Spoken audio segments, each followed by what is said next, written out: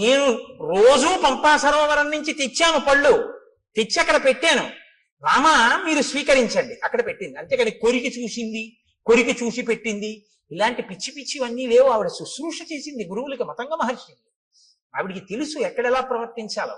ఆవిడ శ్రద్ధ ఎక్కడా మీకు అర్థమవుతుందని నేను ఈ మాటలు చెప్పాను. నైవేద్యం పెట్టడం ద్రాక్ష పళ్ళ గుత్తి గురించి. ఆవిడ అలా ప్రతిరోజు సేకరించి తీసుకొచ్చి అక్కడ పెట్టింది. ఏమో రాముడు వస్తాడేమో, పెట్టుకోవాలి ఎప్పటి పళ్ళప్పుడు. నేను చైతన్య కుసుమ ప్రియా అమ్మవారు. అందుకే అమ్మవారికి బంగారు తామరలతో బంగారం పూలు చేయించామని అంటారు. బంగారం పూలతో చేయిస్తే మీరు గుర్తుపెట్టుకోండి జాగ్రత్తగా, చాలా మంది చేసేస్తారు కానీ దానికి ఒక కాడ ఉంటుంది. రెండో రోజు ఎవరో ఏం చేస్తాడు, ఇలా తీస్తాడు ఆ పూలు, అది గీసుకుని అమ్మవారి పాదానికి ఎర్రగా ఉన్న నా తల్లి పాదం మీద గీత పడి చిన్ని నెత్తుటి చుక్క పైకి చిందిందనుకోండి, మీరు 1,000,000 జన్మలెత్తినా మీ పాపం పోదు. ఎవడు చేయమన్నాడు ఆ పూలు? ఓ గడ్డి పువ్వు తెచ్చి అక్కడ చాలు. మతంగ మహర్షి ఆశ్రమానికి క్రౌంచారణ్యం యొక్క చివరి భాగానికి మధ్యలో ఉన్నటువంటి వేరొక వనంలోకి ప్రవేశించారు. ఆ వనం చాలా మృగపక్షి సంకీర్ణమై ఉంది. చీకటిగా ఉన్నటువంటి అరణ్యం. అక్కడ వాళ్ళకు ఒక పెద్ద గుహ ఒకటి కనపడింది. ఆ గుహ సమీపంలోకి వెడితే గాఢాంధకారంతో కూడుకున్నటువంటి ఆ గుహ ముందు ఒక రాక్షసి ఒక ఆమె నిలబడి ఉంది. భయదామల్పసత్వానాం బీభత్సాం రౌద్రదర్శనాం లంబోదరీం తీక్ష్ణదంస్ట్రాం కరాళాం పరుషత్వచం. వాల్మీకి మహర్షి రచన ఆ శ్లోకాలు అద్భుతంగా ఉంటాయి. ఆయన అంటారు, భయదాం అల్పసత్వానాం.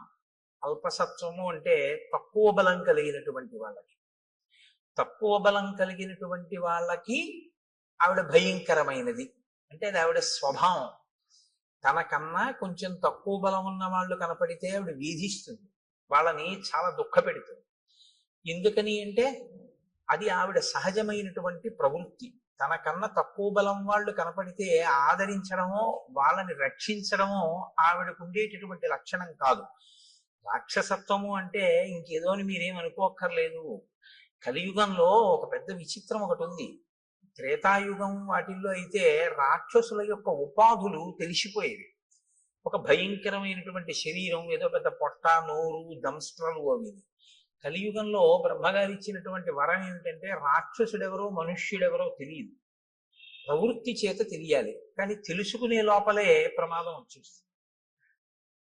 కనుక ఇప్పుడు ఆవిడ భయదాం అల్పసత్వానాం, తనకన్నా తక్కువ బలం ఉన్నటువంటి వారి పట్ల చాలా క్రోధంతో అవతల వారిని దుఃఖ పెట్టేటట్టు ప్రవర్తిస్తుంది.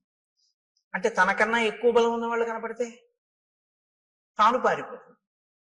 ఇది దాని అర్థం. అంటే ఆ జీవితానికి ఒక రుజువర్తన కానీ, ఆ జీవితానికి ఒక పంధా కానీ ఏమీ లేవు. మనకన్నా బలవంతుడు కనపడ్డాడు, వాడు మనకేదో ఇబ్బంది పెట్టాడు, పారిపోవడం. మనకన్నా తక్కువ బలం వాడు కనపడ్డాడు, వాడిని ఏడిపేశాడు. ఈ ఏడిపించేటప్పుడు సిగ్గేది, ఆ ఓడిపోయినప్పుడు సిగ్గేది. రెండు చోట్ల సిగ్గు లేకపోతే అవమానము ఇలాంటివి ఉండవు. ఎప్పుడూ ఉండేది ఏమిటి అంటే రెండు కాలముల యందు కూడా దుఃఖ పెట్టే ప్రయత్నం ఉంటుంది. ఆ ప్రయత్నంలో తను విజయం సాధిస్తే విజయం సాధిస్తుంది, విజయం సాధించకపోతే వెళ్ళిపోతుంటుంది. ఇక్కడ ఈవిడకి శూర్పణఖకి ఒక్క తేడా ఒకటి కనపడుతుంది. అరణ్యకాండలో మహర్షి ఇద్దరికి ముక్కు చెవులు పోయిస్తారు ఆడ రాక్షసులకి. అందులో ఒకరు శూర్పణఖ, ఒకరు అయోముఖి. ఇద్దరు రాక్షసి అయినటువంటి వారే. కానీ ఒకరు పగ పెంచుకునే తత్వం ఉన్నవారు, ఒకరు పగ పెంచుకోకుండా అవకాశం దొరికితే ఏడిపిస్తారు, అవకాశం దొరకకపోతే పారిపోతారు. ఒక విధంగా చెప్పాలి అంటే ఒకరికన్నా ఒకరు ప్రమాదం తక్కువ అని కానీ, ఒకరికన్నా ఒకరు ప్రమాదం ఎక్కువ అని కానీ చెప్పడం కొంచెం కష్టం. ఎందుకంటే పగ పెంచుకునే స్వభావము ప్రమాదకరమే. పగ పెంచుకోకుండా తనకన్నా తక్కువ బలవంతుడు కనపడితే ఆ తక్కువ బలవంతుడిని నిగ్రహించడం కూడా ప్రమాదకరమే కదా. ఎక్కువ బలవంతులు కదా అని చెప్పి వచ్చి వాళ్ళకి ఏమైనా వాళ్ళు వచ్చి వీళ్ళని ఇబ్బంది పెడితే వాళ్ళు అప్పటికి పారిపోతారు.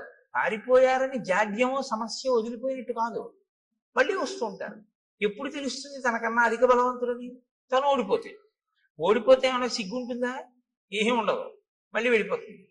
మళ్ళీ ఎప్పుడు వస్తుంది? మళ్ళీ ఇంకోటి దొరికితే మళ్ళీ వస్తుంది. మళ్ళీ వాడు అధిక బలవంతుడైతే మళ్ళీ వెళ్ళిపోతుంది. తక్కువ బలవంతుడైతే ఇబ్బంది పెడుతుంది. అంటే ఆ మనస్తత్వం ఎటువంటిది అంటే దానికి మార్పు అన్నది కానీ పాఠం నేర్చుకోవడం అన్నది కానీ ఏమీ ఉండదు. సమాజంలో తాను తిరుగుతూ సమాజంలో ఉండేటటువంటి వ్యక్తులతో తాను ప్రతిరోజు సమన్వయం అవుతూ కూడా తాను ఏ పాఠాన్ని తన జీవితంలో జరిగినటువంటి సంఘటనల నుంచి నేర్చుకోకుండా ఒకే రకమైన మోసపోసిన జీవితంతో బతికేస్తూ అవకాశం దొరికినప్పుడు నేను గొప్పవాణ్ణని, అవకాశం లేనప్పుడు తను తక్కువ వాణ్ణన్న బాధ లేకుండా పారిపోయేటటువంటి మనస్థితితో సరిపెట్టుకోగలిగినటువంటి స్థితి ఉన్నవాళ్ళు ఎవరైనా అయోముఖీ తత్వంలోకే వస్తారు. అంతకన్నా ఇంకా కొంచెం చెప్పడం కష్టం. మీకు సమాజంలో ఇటువంటి వాళ్ళు ఉండరని మీరు అనుకుంటున్నారా? చాలా మంది ఉంటారు. బలవంతుడు కనపడితే ఓడిపోతారు, వాళ్ళకేం సిగ్గు ఉండదు. నింత మన ఎదురుగుండా వాళ్ళకి జరిగిన అవమానానికి మనం సిగ్గుపడతాం. అరే నిజంగా రేపు ఎలా తలెత్తుకు తిరుగుతాడరా, ఎలా కనపడతాడరా, మళ్ళీ ఇంత అవమానం పొందాడు నిన్న. ఆయన తర్వాత రోజు పొద్దున్న ఎలా వస్తాడో తెలుసా? అసలు ఆ సంఘటనే జరగనట్టు వస్తాడు ఆయన. చాలా మంది ఉంటారు ఇలాగా. అంటే పేర్లు పెట్టి చెప్పడం బాగుండదు, మీరు గ్రహించగలరు. ఉద్ధతితో ప్రవర్తిస్తారు, ఎక్కడో దెబ్బతింటారు. తిని సిగ్గుపడడం ఏమీ ఉండదు. మనకన్నా చాలా సంతోషంగా ఉంటాడు ఆయన. అదేంటి అవమానం పడ్డాడు కదా, నేను రాత్రి నిద్రపోతున్నాడు పాపం కుమిలిపోతున్నాడేమో అని మీరు పలకరించడానికి వెళ్ళారనుకోండి, ఆయన మిమ్మల్ని ఎలా పలకరిస్తాడో తెలుసా? అంత బాధపడతాం ఎందుకో దానికి అంటాడు. మన అడుగుతాడు బాధపడతాం ఎందుకు దానికి, అది పెద్ద విశేషం ఏముంది అంటాడు. ఒకవేళ అతను విజయం సాధించాడు అనుకోండి, మీరు అసలు పట్టుకొనే లేరు. ఈ మన ప్రవృత్తి అత్యంత ప్రమాదకరం. అది ఎప్పటికీ ఏమీ తెలుసుకోలేదు. వీళ్ళ వల్ల ప్రమాదం ఎక్కడొస్తుందంటే వాళ్ళకేం ఉండదు. వాళ్ళకి ఒక రకంగా వాళ్ళకి ఏమిటంటే ఎప్పుడూ అలాగే గడిపేస్తూ జీవితాన్ని జీవించేస్తూ ఉంటారు. వాళ్ళని అంటి పెట్టుకుని ఉన్న వాళ్ళకి చాలా కష్టంగా ఉంటుంది. ఏంటిరా వీడికి మానవమానాలు లేవు, వీడితో ఉండడం.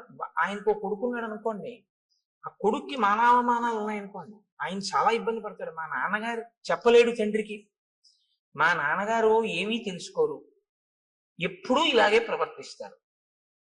ఇది చాలా కష్టంగా ఉంది అని తను బరువు అవుతూ ఉంటాడు. తను బరువు అయ్యేటటువంటి పరిస్థితి మంచి ప్రవర్తన కాదు. అది దిద్దుకోవాలి, ఎవరైనా సరే దిద్దుకోవలసి ఉంటుంది. దాన్ని శ్రీరామాయణం కేవలం ఒక జరిగిపోయినటువంటి కథ అని మీరు వినాలి అనుకుంటే, రామచంద్రమూర్తి ఒక నరుడిగా అవతారాన్ని స్వీకరించి ఈ పాత్రలన్నిటితోటి సమన్వయం కావలసినటువంటి అవసరం ఆయనకి లేదు. వాల్మీకి మహర్షి ఇన్నిటిని గ్రంథస్థం చెయ్యక్కర్లేదు, ఆయన కొన్ని కొన్ని వదిలిపెట్టేసేయచ్చు. అయోముఖీ వృత్తాంతం మీరు విన్నప్పుడు పైకి ఎలా అనిపిస్తుందంటే, కేవలం కథాభాగం కింద వింటే ఈ పాటి దానికి అసలు అరణ్యకాండలో ఈ స్థానం అవసరమా అనిపిస్తుంది. కానీ మీరు లోతుగా తరచి చూస్తే ఒక మనిషి తనని తాను దిద్దుకోవడానికి ఏవేవి అవసరమో అవన్నీ మనకి రామచంద్రమూర్తి చూపిస్తూ ఉంటాడు. కాబట్టి ఇప్పుడు లంబోదరీం తీక్షణదంస్ట్రాం కరాళాం పరుషత్వచం, ఆవిడ చాలా పెద్ద కడుపు కలిగినటువంటిది, పెద్ద పెద్ద కోరలు ఉన్నాయి, చాలా పరుషమైనటువంటి అంటే మందమైనటువంటి చర్మము కలిగినటువంటిది. ఇప్పుడు ఆవిడ ఏం చేస్తుంటుంది అంటే, భక్షయంతీం మృగాన్ భీమాన్ వికటాం ముక్తమూర్ధజాం. ఆమె భయంకరమైన నవ్వు నవ్వుతూ కనపడినటువంటి మృగములు ఏం దొరికితే ఆ మృగముల్ని తింటూ ఉంటుంది. వికటమైనటువంటి నవ్వు నవ్వుతుంది. ముక్తమూర్ధజాం, కేశములు సంస్కరింపబడి ఉండవు, ఆ జుత్తంతా విరబోసుకుని ఉంటుంది. ఇది ఒక దారుణమైనటువంటి ప్రవృత్తి. నేను మన్నింపబడదని కాక, నేను రామాయణం చెప్తున్నాను అంతే. నేను ఇంక ఎవరిని ఉద్దేశించి చెప్పడము నా ఉద్దేశ్యం కాదు. స్త్రీ కేశపాశం కింద కట్టబడి ఉండి తీరాలి అని శాస్త్రవాక్యం. స్త్రీ కేశపాశం కింద కానీ చల్లుకుపోయి ఉంటే, విచ్చుకుపోయి ఉంటే అది దేశానికి కూడా అరిష్టం అని, అంతే, అంతకన్నా ఇంకా కన్నా. కాబట్టి భక్షయంతి మృగాన్ భీమాన్ వికటాం ముక్తమూర్ధజాం, ఆమె జుత్తు చల్లుకుపోయి ఉంది, అదే రాక్షసీత్వము అన్న మాటకు అర్థం. తను బాగున్నానని తను అనుకుంటే చాలు. దాని వల్ల ఆ అపచారం వల్ల ఇతరులు పోయినా తను పట్టించుకోక్కర్లేదు. అహం అహం తయోముఖీ నామ లాభస్తే తమసి ప్రియ నాథ పర్వతకూటేషు నదీనాం పులినేషు చ ఆయుష్శేషమిమం వీర త్వం మయా సహరంసిసే. ఆవిడంటుంది, నా పేరు అయోముఖి. ఆవిడ దృష్టి లక్ష్మణమూర్తి మీద పడింది, రామచంద్రమూర్తి మీద పడలేదు. ముక్కు చెవులు కోయించుకునే వాళ్ళందరి దృష్టి లక్ష్మణుడి మీదే పడుతుందో ఏమో మరి. ఆవిడంది, నీవే నాకు తగినటువంటి భర్తవి. అంతే, ఆవిడే నిర్ణయించేసుకుంది. శూర్పణఖ ఎలా నిర్ణయించేసుకుందో అలాగే ఆవిడే నిర్ణయించేసుకుంది. కాబట్టి ఇక నువ్వు శేష జీవితం అంతా కూడా సంతోషంగా నాతో ఆ నదుల యొక్క ఒడ్ల ఎందు పర్వత శిఖరముల ఎందు విహరిస్తూ సంతోషంగా గడుపుదువు గారి. కాబట్టి నువ్వు నాతో సంతోషంగా గడపడం కోసం రా, మన ఇద్దరం భార్యాభర్తలమై గడుపుదాం అని ఆమె లక్ష్మణుణ్ణి పట్టుకుంది. పట్టుకుంటే ఏవ ముక్తస్తు కుపిత ఖడ్గముద్ధృత్య లక్ష్మణ కర్ణనాశే స్తనౌ చాస్య నిచకర్తారి సూదన. ఆ పట్టుకున్నటువంటి అయోముఖి యొక్క ముక్కు, చెవులు, స్తనములు వీటిని తన కత్తి పెట్టి ఆయన తెగ కోసేసాడు. తెగ కోసేస్తే ఆవిడ లక్ష్మణుణ్ణి విడిచిపెట్టేసి అరణ్యంలోకి పెద్ద రవం చేస్తూ ఏడుస్తూ నెత్తురు కారిపోతూ పరిగెత్తుకుంటూ వెళ్ళిపోయింది. అంటే యుక్తాయుక్త విచక్షణ లేనటువంటి నడవడితో తను కామిస్తే చాలు, ఇతరుల యొక్క అభిప్రాయముతో సంబంధం లేకుండా బలవంతులు కనపడితే పరాభవింపబడి, బలహీనులైతే తననుకున్న కామాన్ని చెల్లించుకుంటూ జీవితం గడపగలిగినటువంటి నీచమైన ప్రవృత్తి కలిగినటువంటి స్థితిలో ఉన్న ఒక ప్రాణి. కాబట్టి ఇక అయోముఖి ఈ కాండలో ఏం మనకు కనపడదు. కాబట్టి ఆవిడ అలా ఏడుస్తూ వెళ్ళిపోయింది. ఎందుకు శ్రీరామాయణంలో ఈ పాత్ర కనపడింది అన్నదాన్ని మీరు గమనించవలసి ఉంటుంది. మొదట శూర్పణఖకి ముక్కు చెవులు తెగిపోతాయి, ఇక్కడ అయోముఖికి ముక్కు చెవులు తెగిపోతాయి. కానీ ముక్కు చెవులు తెగితే మనం ఉలిక్కి పడతాం. ఎందుకంటే శ్రీరామాయణంలో అరణ్యకాండ మొదట్లో ఒక ఆడదాని ముక్కు చెవులు ఇలా కామంతో వస్తేనే కోసిన కారణానికి సీతాపహరణం జరిగింది. ఇప్పుడు మళ్ళీ కోశాడు, ఏమవుతుందో అని అనిపిస్తుంది. కానీ ఏమవదు, అయోముఖి వెళ్ళిపోయింది. కాబట్టి ఈ రెండింటి మధ్యలో ఉండేటటువంటి తేడాని మీరు గమనించవచ్చు. ఆవిడది పగ, ఈవిడిది పగా ప్రతీకారము పెంచుకుని సాధించేటటువంటి మనస్తత్వం కాదు. లక్ష్మణస్తు మహాతేజాః సత్వవాన్ శీలవాన్ శుచి అబ్రవీత్ ప్రాంజలిర్వాక్యం భ్రాతరం దీప్త తేజసం. మీరు శ్రీరామాయణాన్ని చదివేటప్పుడు చాలా ధర్మ సూక్ష్మములను గ్రహించవలసి ఉంటుంది. చాలా అందంగా ఉంటుంది రామాయణం. అందుకే రామాయణం జీర్ణమైతే అన్నగారిని గౌరవించే తమ్ముడు కనపడితే మీకు ఒంట్లో పులకింత వస్తుంది. లక్ష్మణస్తు మహాతేజాః సత్వవాన్ శీలవాన్ శుచి. ఆయన రామచంద్రమూర్తితో మాట్లాడుతున్నాడు. ఎవరు? లక్ష్మణుడు. అయోముఖి పారిపోయింది, ఇద్దరు నడుస్తున్నారు. ఇప్పుడు అకస్మాత్తుగా ఆయనకి ఏదో రాముడితో మాట్లాడాలి అని అనిపించింది. ఎలా మాట్లాడేటో తెలుసా అండి? ఇలా ఎడంచేతో రామ అని పిలిచి కూడా మాట్లాడాలంటే. కానీ ఆయన ఎలా మాట్లాడాడంటే అబ్రవీత్ ప్రాంజలిర్వాక్యం. ఆయన మాట్లాడేటప్పుడు అంజలి ఘటించి రాముడితోటి అన్నయ్య అని ఇలా నమస్కారం చేసి మాట్లాడతాడు. ఎందుకంటే చాలా చోట్ల చెప్పుకున్నాడు లక్ష్మణుడు, నేను రాముణ్ణి అన్నగా చూడను, రాముణ్ణి నా గురువుగా చూస్తాను. అందుకని ఎప్పుడూ అంత గౌరవంతోనూ ఉంటాడు. అందుకే రామాయణం బాగా అనుభవించకుండా రామాయణంలోది ఏదీ గీసే ప్రయత్నం చేయకూడదు. అలా ప్రయత్నం చేస్తే ఏమవుతుందో తెలుసా అండి? చూసిన వాళ్ళకి అలా ఉంటాయిలా ఉంది అందులో ఉన్న వ్యక్తిత్వాలు అని అనిపిస్తుంది. శబరి పళ్ళు తీసుకొచ్చి రాముడికి పెడుతుంటే రాముడు పుచ్చుకుంటుంటే రాముడు కూర్చున్న అరుగు మీద లక్ష్మణుడు ఎడంకాలు ఎత్తి పెట్టినట్టుగా ఉందనుకోండి ఒక ఫోటో. అలా ఉంటాడా ఎప్పుడైనా లక్ష్మణుడు? అవి ఏమవుతాయంటే చూసే వాళ్ళ హృదయాల్లో తప్పు భావాలు నింపుతాయి. కాబట్టి శ్రీరామాయణాన్ని జాగ్రత్తగా గమనించవలసి ఉంటుంది. గమనించకుండా చేతిలో కళ ఉండడం వేరు, రామాయణాన్ని గీయడం వేరు. రామాయణాన్ని గీయాలి అంటే రామాయణం చదివి రామాయణం గురించి కొంత అధికారం ఉండాలి. రామాయణంలో ఉండేటటువంటి వ్యక్తిత్వాలు బహు విశిష్టమైనవి. అంత విశిష్టమైనటువంటిది, అందులో అటువంటి ఘట్టాల గురించి ఏదైనా కూర్పు చేస్తే చాలా జాగ్రత్తగా ఉంటుంది. కాబట్టి నేను దేన్ని దృష్టిలో పెట్టుకున్నానో మీరు గమనించి ఉంటారు. కాబట్టి ఇప్పుడు అబ్రవీత్ ప్రాంజలిర్వాక్యం భ్రాతరం దీప్త తేజసం, అంజలి ఘటించి రామచంద్రమూర్తితో మాట్లాడుతున్నాడు. స్పందతే మే దృఢం బాహు బుద్ధిగ్నమివ మే మనః ప్రాయశ్చాప్యనిష్టాని నిమిత్తాన్యుపలక్షయే. నేను మీతో తరచూ ప్రస్తావన చేస్తూ ఉంటాను. శ్రీరామాయణం ఒక ధర్మశాస్త్రం, శ్రీరామాయణం పరిపాలనా శాస్త్రం, శ్రీరామాయణం జ్యోతిష శాస్త్రం, శ్రీరామాయణం శకున శాస్త్రం. మీరు ఎలా చూస్తే రామాయణం మీకు అలా కనపడుతుంది కాదు. పక్షుల గురించి తెలుసుకోవాలా, రామాయణం చదవచ్చు. పర్వతాల గురించి తెలుసుకోవాలా, రామాయణం చదవచ్చు. భౌగోళిక శాస్త్రం పరిశీలనం చేయాలా, రామాయణం తెలుసుకోవచ్చు.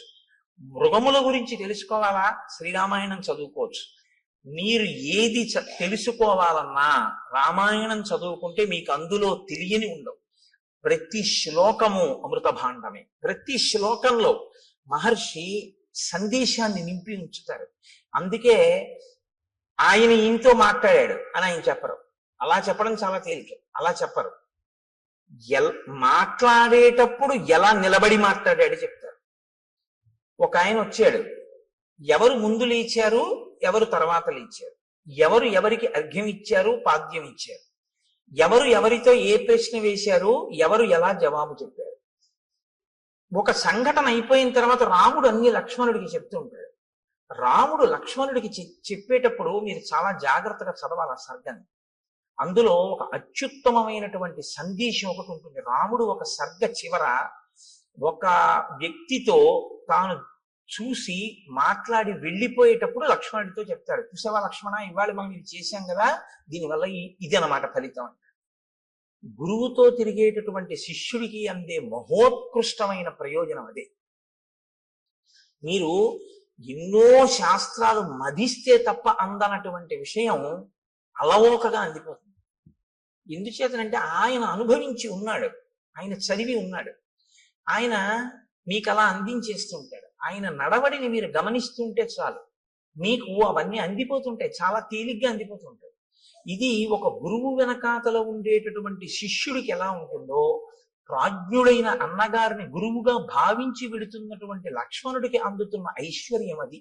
అది తరిగిపోని చెరిగిపోని ఐశ్వర్యం. అందుకే రాముడితో కలిసి ఉండడమే ఆయన ఐశ్వర్యం. అందుచేత లక్ష్మణుడు అయ్యాడు. కాబట్టి చూడండి, ఇప్పుడు ఆయన అంటున్నాడు, స్పందతేమే దృఢం బాహు.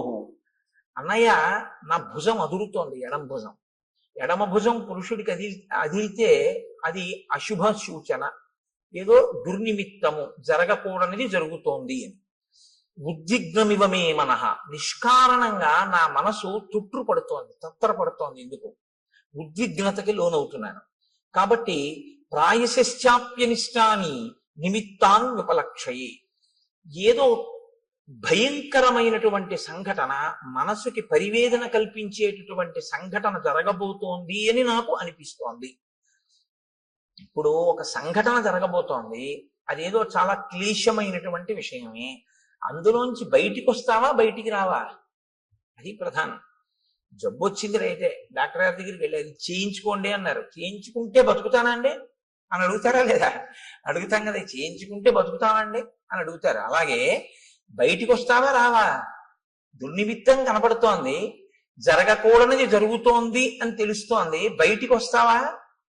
కేవలం జరిగేది మాత్రమే చెప్తే బయటికి వస్తావో రావో చెప్పనటువంటి అసమగ్రత ఉన్నట్టు. సమగ్రత ఎప్పుడు ఉన్నట్టు?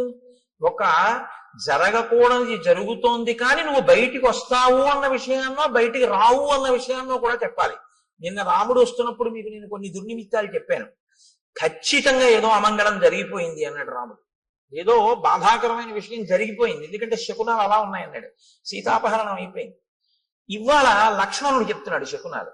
ఇవాళ లక్ష్మణుడు చెప్పేటప్పుడు భయంకరమైనది జరుగుతుంది కానీ పైకి వస్తా అంటాడు. ఎందుకు పైకి వస్తారో ఇప్పుడు శకునం ఇంకోటి చెప్తాడు.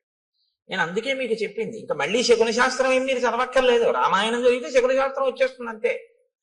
రామాయణం చదివితే మీకు తెలియకుండా మీకు జ్యోతిషంలో కొన్ని విషయాలు తెలిసిపోతాయి. నిన్నను లేదు జటాయువు వింద ముహూర్తం గురించి మాట్లాడాడు. అందుకని ఏష వంచులకో నామ పక్షీ పరమదారుణ ఆవయోర్ విజయం యుద్ధే శంసన్నివ వినర్దతి. అన్నయ్య, వంచులకము అనబడేటటువంటి పక్షి కూస్తోంది, ఆ కూత వినపడుతోంది. అది నిజంగా ఆ పక్షి కూస్తే చాలా తొందరగా యుద్ధం వస్తుంది, చాలా హఠాత్తుగా వచ్చేస్తుంది యుద్ధం. కానీ ఆ యుద్ధంలో జయాన్ని పొందుతాం. కాబట్టి నాకు ఇటువంటి శకునములు కనపడుతున్నాయి అని అన్నాడు. అంతే. ఒక పెద్ద శబ్దం, ఎంత పెద్ద శబ్దం అంటే, ఆ శబ్దం ఎటువంటిది అంటే మీరు అర్థం చేసుకోవాలంటే ఒక్కటే ఉపమానం చెప్పవలసి ఉంటుంది. అంతరిక్షం వరకు ధ్వని వినపడేటట్టుగా ఒక పిడుగు పడితే ఎటువంటి ధ్వని ఉంటుందో అంత ధ్వని అక్కడ వినపడింది. అంటే ఇప్పుడు మీరు ముందు ఒక విషయాన్ని గమనించవలసి ఉంటుంది. మహర్షి హృదయం ఏమిటో తెలుసా అండి? రాముడు బాలకాండలో శివధనస్సుని ఎక్కుపెట్టినప్పుడు ధనుర్భంగం అయింది. విశ్వామిత్రుడు, రాముడు, లక్ష్మణుడు, జనకుడు తప్ప మిగిలిన వాళ్ళు ఎవ్వరూ కూడా నిలబడిన వాళ్ళు లేరు. శబ్దము అనేటటువంటిది సామాన్యమైంది కాదు. శబ్దము వేరు, ధ్వని వేరు. మీరు ఈ రెండిటికి తేడా తెలుసుకోవాలి. శబ్దము అర్థ ప్రతిపాదకము. శబ్దం ఎప్పుడూ కూడా అర్థంతో ఉంటుంది. ధ్వని అర్థ ప్రతిపాదకము కాదు. ధ్వని రాపిడి వలన రావాలని నియమం లేదు. శబ్దము రాపిడి వలన వస్తుంది. ఎప్పుడైనా అంతే. శబ్దములన్నీ కూడా అర్థ ప్రతిపాదకములో లేదా మనస్సుకి సుఖదాయకములో అయి ఉంటాయి. అందుకే ఘర్షణ చేత పుడతాయి. నేను మీకు ఒక ఉదాహరణ చెప్పాలంటే, ఇప్పుడు నేను చెప్తున్న దాన్ని శబ్దము అని అనవలసి ఉంటుంది. ఎందుకంటే నా మూలాధార చక్రం దగ్గర నుంచి లాగబడినటువంటి వాయువు అనేక చక్రాలకు తగులుతూ పైకొస్తుంది. పైకొచ్చేటప్పుడు ఒరిపిడి చెందుతుంది, రాసుకుంటుంది.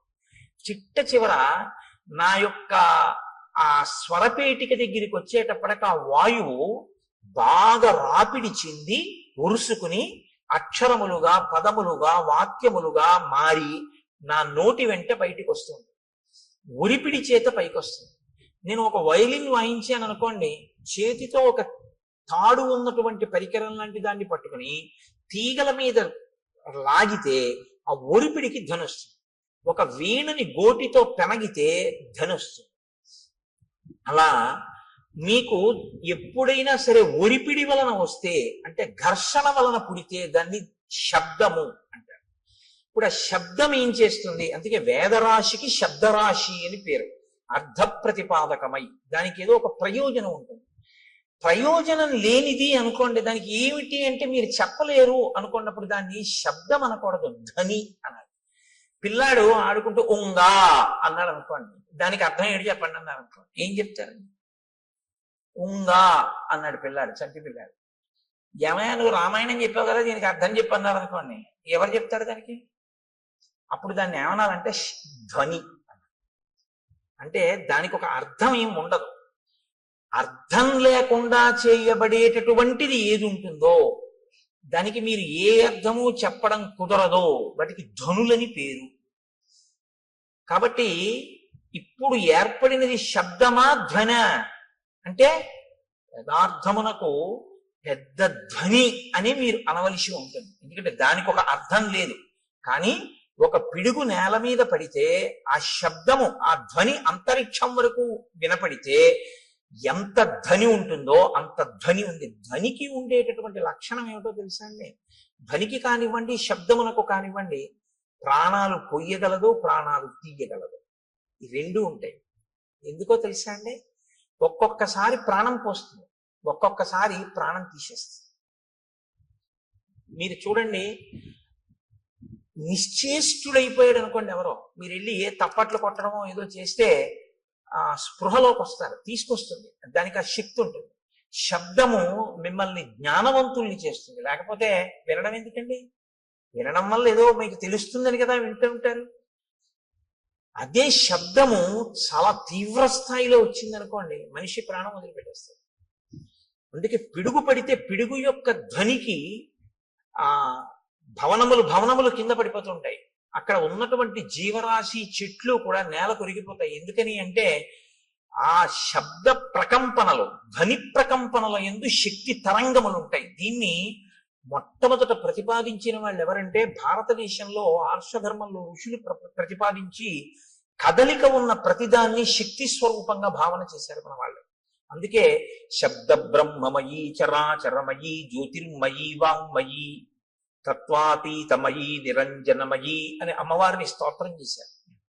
అమ్మవారిని స్తోత్రం చేశారు అంటే మీరు ఒకటి గుర్తుపెట్టుకోవాలి, కదులుతున్నది ఏదైనా శక్తిగా భావన చేశారు. కదిలి కదిలి ఇక కదలవలసిన అవసరం లేని రీతిలో నీలో నువ్వు అనుభవించవలసిన ఆనందాన్ని శివుడిగా సంకేతించాడు. కాబట్టి ఇప్పుడు శివశక్తులు రెండు ఎప్పుడు కలిసే ఉంటాయి. ఈ రెండిటిని మీరు వేరు చేసి చూడడం అనేటటువంటిది ఎప్పుడూ కుదరదు. అందుకే ఈ ప్రపంచం అంతా కూడా పరమశివ తాండవ పార్వతీ లాస్య స్వరూపము అన్నారు శంకరాచార్య వారు. లాస్యం అంటే భావం, తాండవం అంటే కదలిక.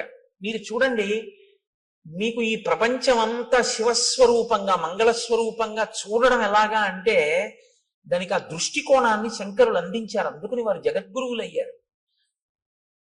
కదలకుండా ఉండదు. ఇప్పుడు నేనేదో మాట్లాడుతున్నాను, కదులుతూ ఉంటాను. కదలిక తాండవం శివస్వరూపం.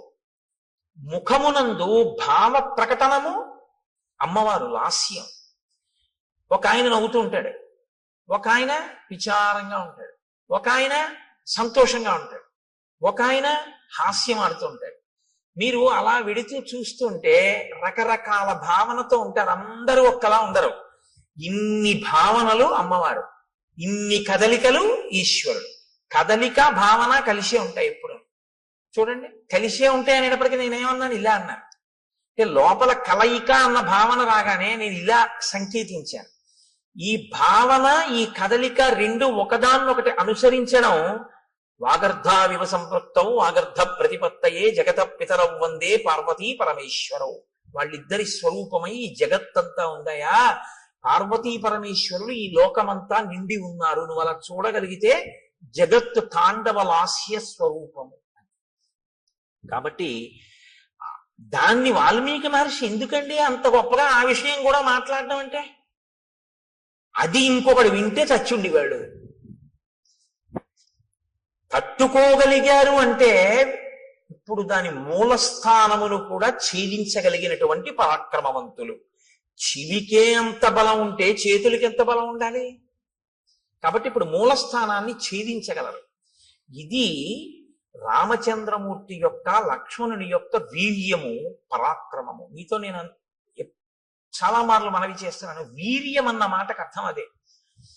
ఎదుట వస్తున్నటువంటి ఎదిరింపునకు లేదా తనతో తలపడుతున్నటువంటి స్థితిలో ఉన్న ఎదురుగుండా కనపడుతున్నటువంటి ప్రతిద్వంద్వి యందు లోపల తాను చెక్కు చెదరక ఎదుటివాడిని చెక్కు చెదిరిపోయేటట్టు చెయ్యగలిగినటువంటి ప్రజ్ఞకి వీర్యం అని పేరు. ఇది లోపల నిబిడీకృతమై ఉంటే పరాక్రమం అని పేరు.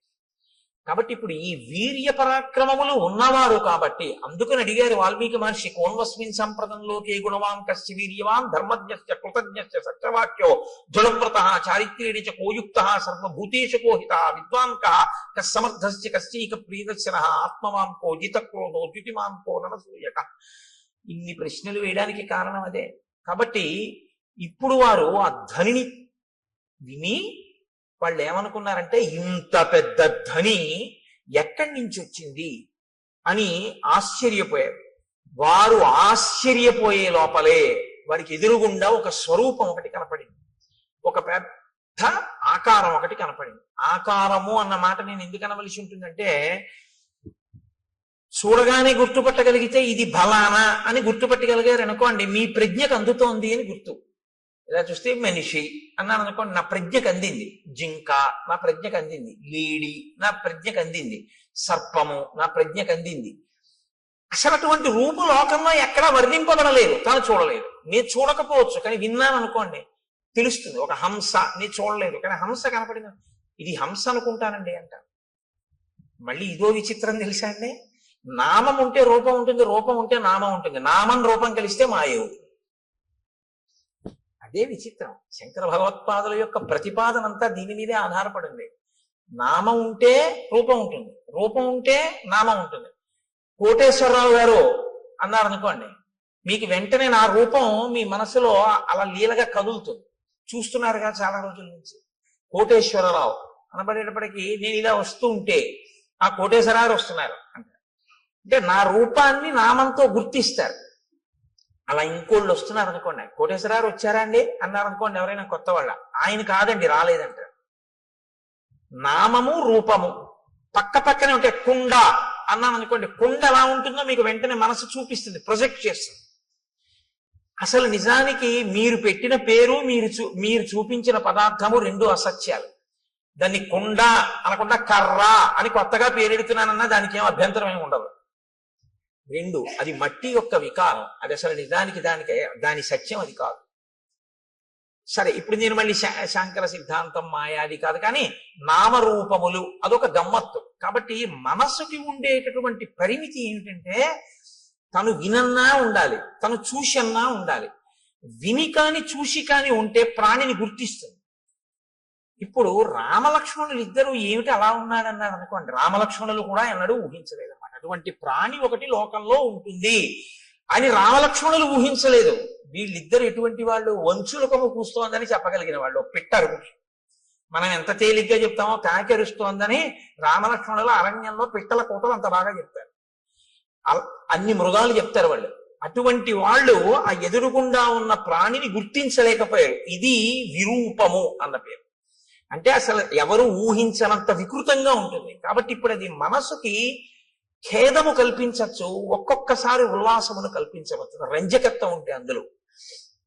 కాబట్టి ఇప్పుడు వాళ్ళిద్దరూ దూరంగా ఉన్న ఆ ప్రాణి వంక చూశారు. వెంటనే మహర్షి ఏం చేస్తారంటే దాన్ని ముక్కల కింద విరవకుండా చూపించేస్తారు.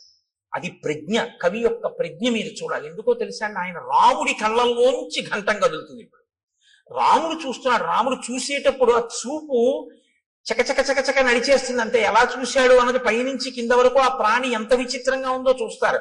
అంతేగాని సగం చెప్పి మళ్ళీ ఎటో చూసి చెట్టు చెప్పి మళ్ళీ ఇది చెప్పి అలా ఉండదు. ఆ రచనలో ప్రజ్ఞ. వాల్మీకి మహర్షి ఘంటం రాముడి కన్నులను బట్టి కదులుతోంది. ఇప్పుడు ఆయన రాముడిలో ప్రకాయ ప్రవేశం చేసి ఆ ఎదురుగుండా ఉన్నటువంటి రాక్షసుణ్ణి చూసి ఘంటాన్ని కదుపుతున్నారు. మీరు శ్రీరామాయణాన్ని బహుభంగిమల చూడవలసి ఉంటుంది. ఎందుకంటే వాల్మీకి మహర్షి తరువాత కవులకు ఆదర్శం అయ్యారు. కాళిదాసాది మహాకవులు కూడా వాల్మీకి మహర్షినే అనుసరించారు. కాబట్టి వివృద్ధం అశిరోగ్రీవం కబంధముదరే ముఖం అగ్ని జ్వాలానికాశేన లలాటస్థేన దీప్యత మహాపక్ష్మేణ పింగేన విపులే నాయతేన చ ఏకేనోరసి ఘోరేణ నయనే నాశుదర్శిన మహాదంస్ట్రోపపన్నం తల్లేలిహాసం మహాముఖం భక్షయంతం మహాఘోరాన్ రోక్ష సింహ మృగద్విపాన్ ఘోరౌ భుజౌ నికుర్వాణం ఉభౌ యోజనమాయతౌ. ఆయన ఘోరే భుజౌ వికుర్వాణం. ఆ ఉన్నటువంటి ఎదురుగుండా ఉన్న ప్రాణి ఎలా ఉన్నాడంటే తల లేదు. తల లేకపోతే బీభత్సంగా ఉంటుంది. అది ఆ ప్రాణి ఏం చేస్తుందంటే మీకు బీభత్స రసాన్ని ఉద్భుతం చేస్తుంది మా లోపల నుంచి.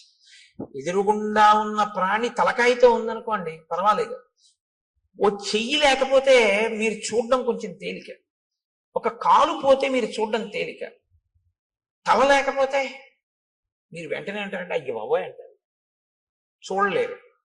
ఇప్పుడు ఆ ఎదురుగుండా కనపడుతున్న ప్రాణికి తలకాయ లేదు, ఆ ప్రాణికి కాళ్ళు లేవు. తలకాయి లేదు, కాళ్ళు లేవు. పోనీ తలకాయి కాళ్ళు లేకుండా అలా ఉందా ప్రాణి? అలా లేదు. అదొక విచిత్రమైనటువంటి స్థితిలో ఉంది. అశిరోగ్రీవం, దానికి కంఠము లేదు, తలకాయి లేదు. కానీ కబంధముదరే ముఖం, ఇక్కడ పొట్ట దగ్గర ఉంది ముఖంలాగా. ఈ ఛాతీ మీద లలాట భాగం ఉంది, ఇక్కడ ఉంగురుంది. ఈ కింద ఒక పెద్ద కన్ను ఉంది, ఆ కన్ను మీద ఒక పెద్ద రెప్ప ఉంది, ఆ రెప్పకి పచ్చటి వెంట్రుకలు పొడుగ్గా ఉన్నాయి. ఆ కన్ను ఎత్తి చూస్తే అగ్ని జ్వాల ఎలా ఉంటుందో అలా ఉంది ఆ కన్ను, ఎర్రగా. అటువంటి కన్ను ఇక్కడ పెట్టుకుని ఉంది ఆ ప్రాణి. ఇక్కడ గుండెల మీదకు ఉంది, పొట్టలోకి పొట్ట మీద నోరుంది. దానికి కాళ్ళు లేవు కాబట్టి అది కదలలేదు, అది అలా కూర్చునుంది. కానీ దానికి యోజనం దూరం వరకు వెళ్ళగలిగినటువంటి దీర్ఘబాహువులు ఉన్నాయి.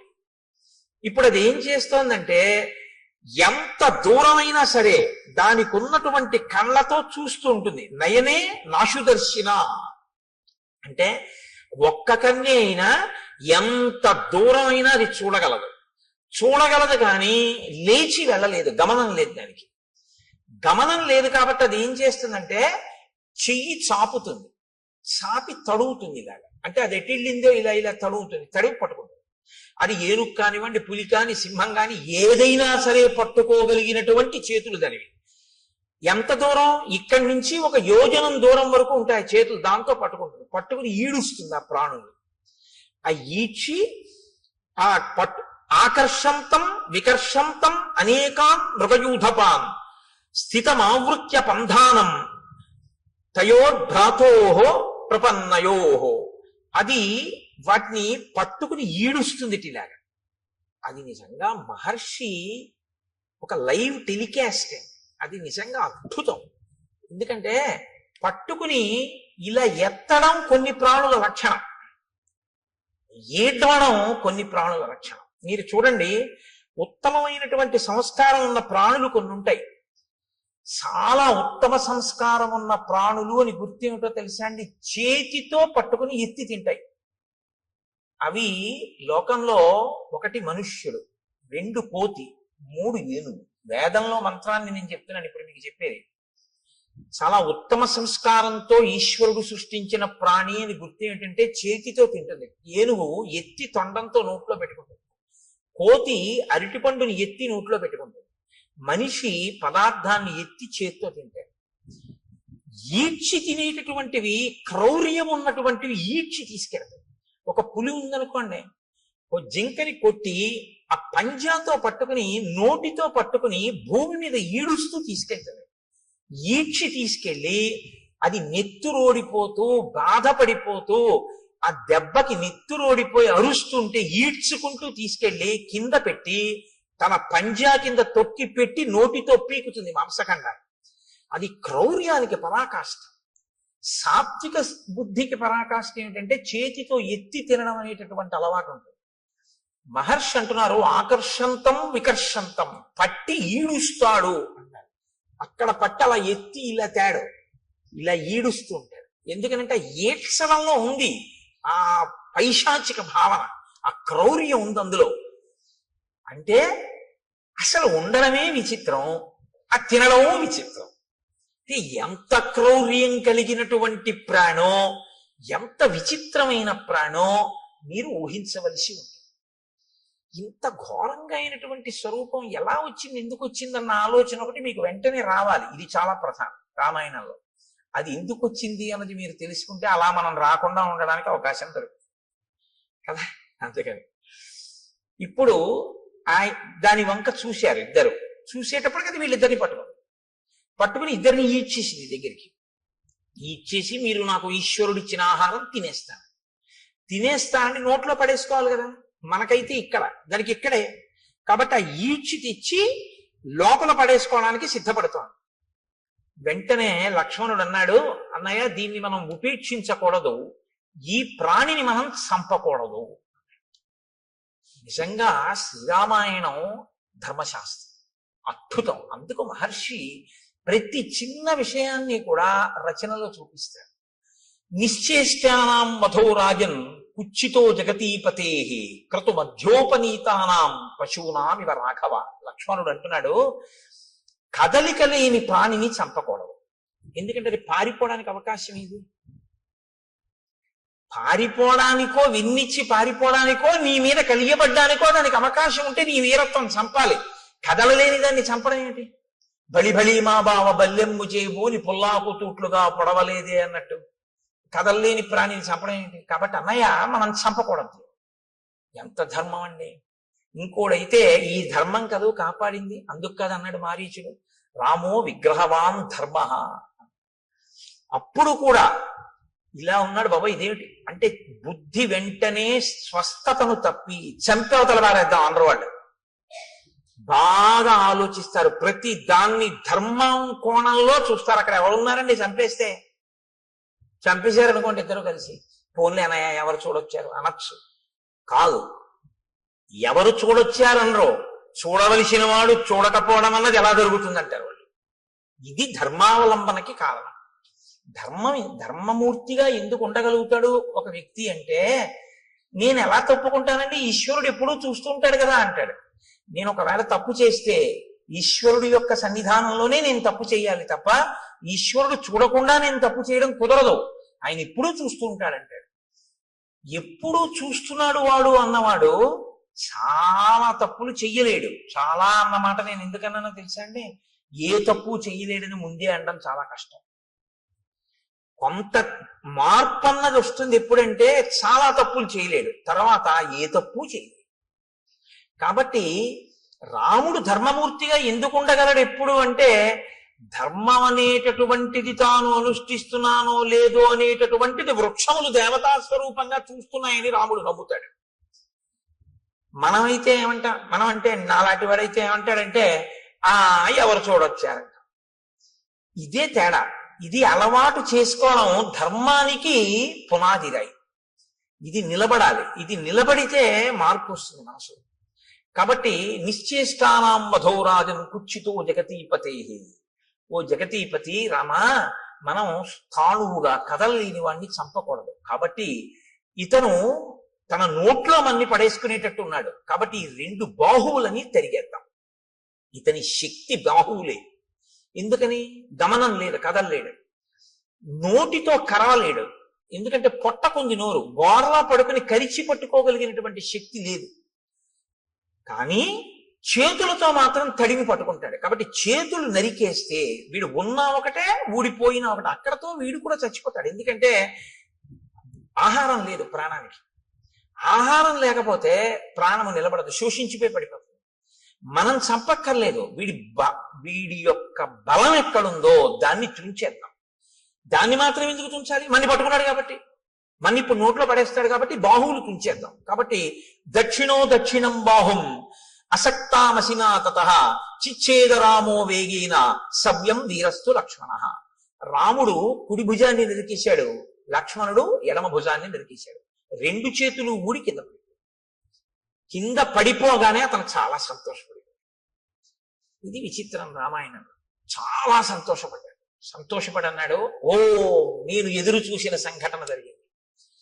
ఇన్నాళ్ళు ఈ 2 చేతులు నరికేవాడి కోసమే తడిమి పట్టుకుంటున్నాను. ఇవాళ వీటిని నరికేవాడు దొరికాడు. ఎవరు మీ ఇద్దరు అంటే వాళ్ళు నోర్ము నీకు మేం చెప్పడం ఏంటి అనరు. అది విచిత్రం, ఇది వినయం. వాళ్ళు ఎవరు అడగనివ్వండి, శూర్పణఖ అడిగినా చెప్తారు, ఎవరు అడిగినా చెప్తారు. ఎంత అందంగా అలాగని అనవసరమైనటువంటి చోట దీర్ఘంగా మాట్లాడరు. సమయాన్ని ఎంత పొదుపుగా వాడి మాట్లాడతారంటే, ఎక్కడ ఎంతవరకు అవసరమో, ఏది అవతల ప్రాణికి చెప్పవలసి ఉంటుందో అక్కడ వరకే చెప్తారు తప్ప అదే పనిగా సొదపెట్టి అర్థం లేకుండా మాట్లాడడం ఉన్నది ఉండదు. అందుకే నేను మీతో మనవి చేస్తున్నాను, శ్రీరామాయణం మీరు బాగా చదివితే మాట్లాడడంలో ప్రజ్ఞ మీకు వస్తుంది. ఎవరితో ఎలా మాట్లాడాలి, ఎంత మాట్లాడాలి, ఇవి బాగా అలవాటు అవుతుంది. అసలు మనిషి పాడైపోయేది అందుకే కదండి. అక్కర్లేని మాటలన్నీ మాట్లాడడం వల్లే పాడైపోతుంటాడు.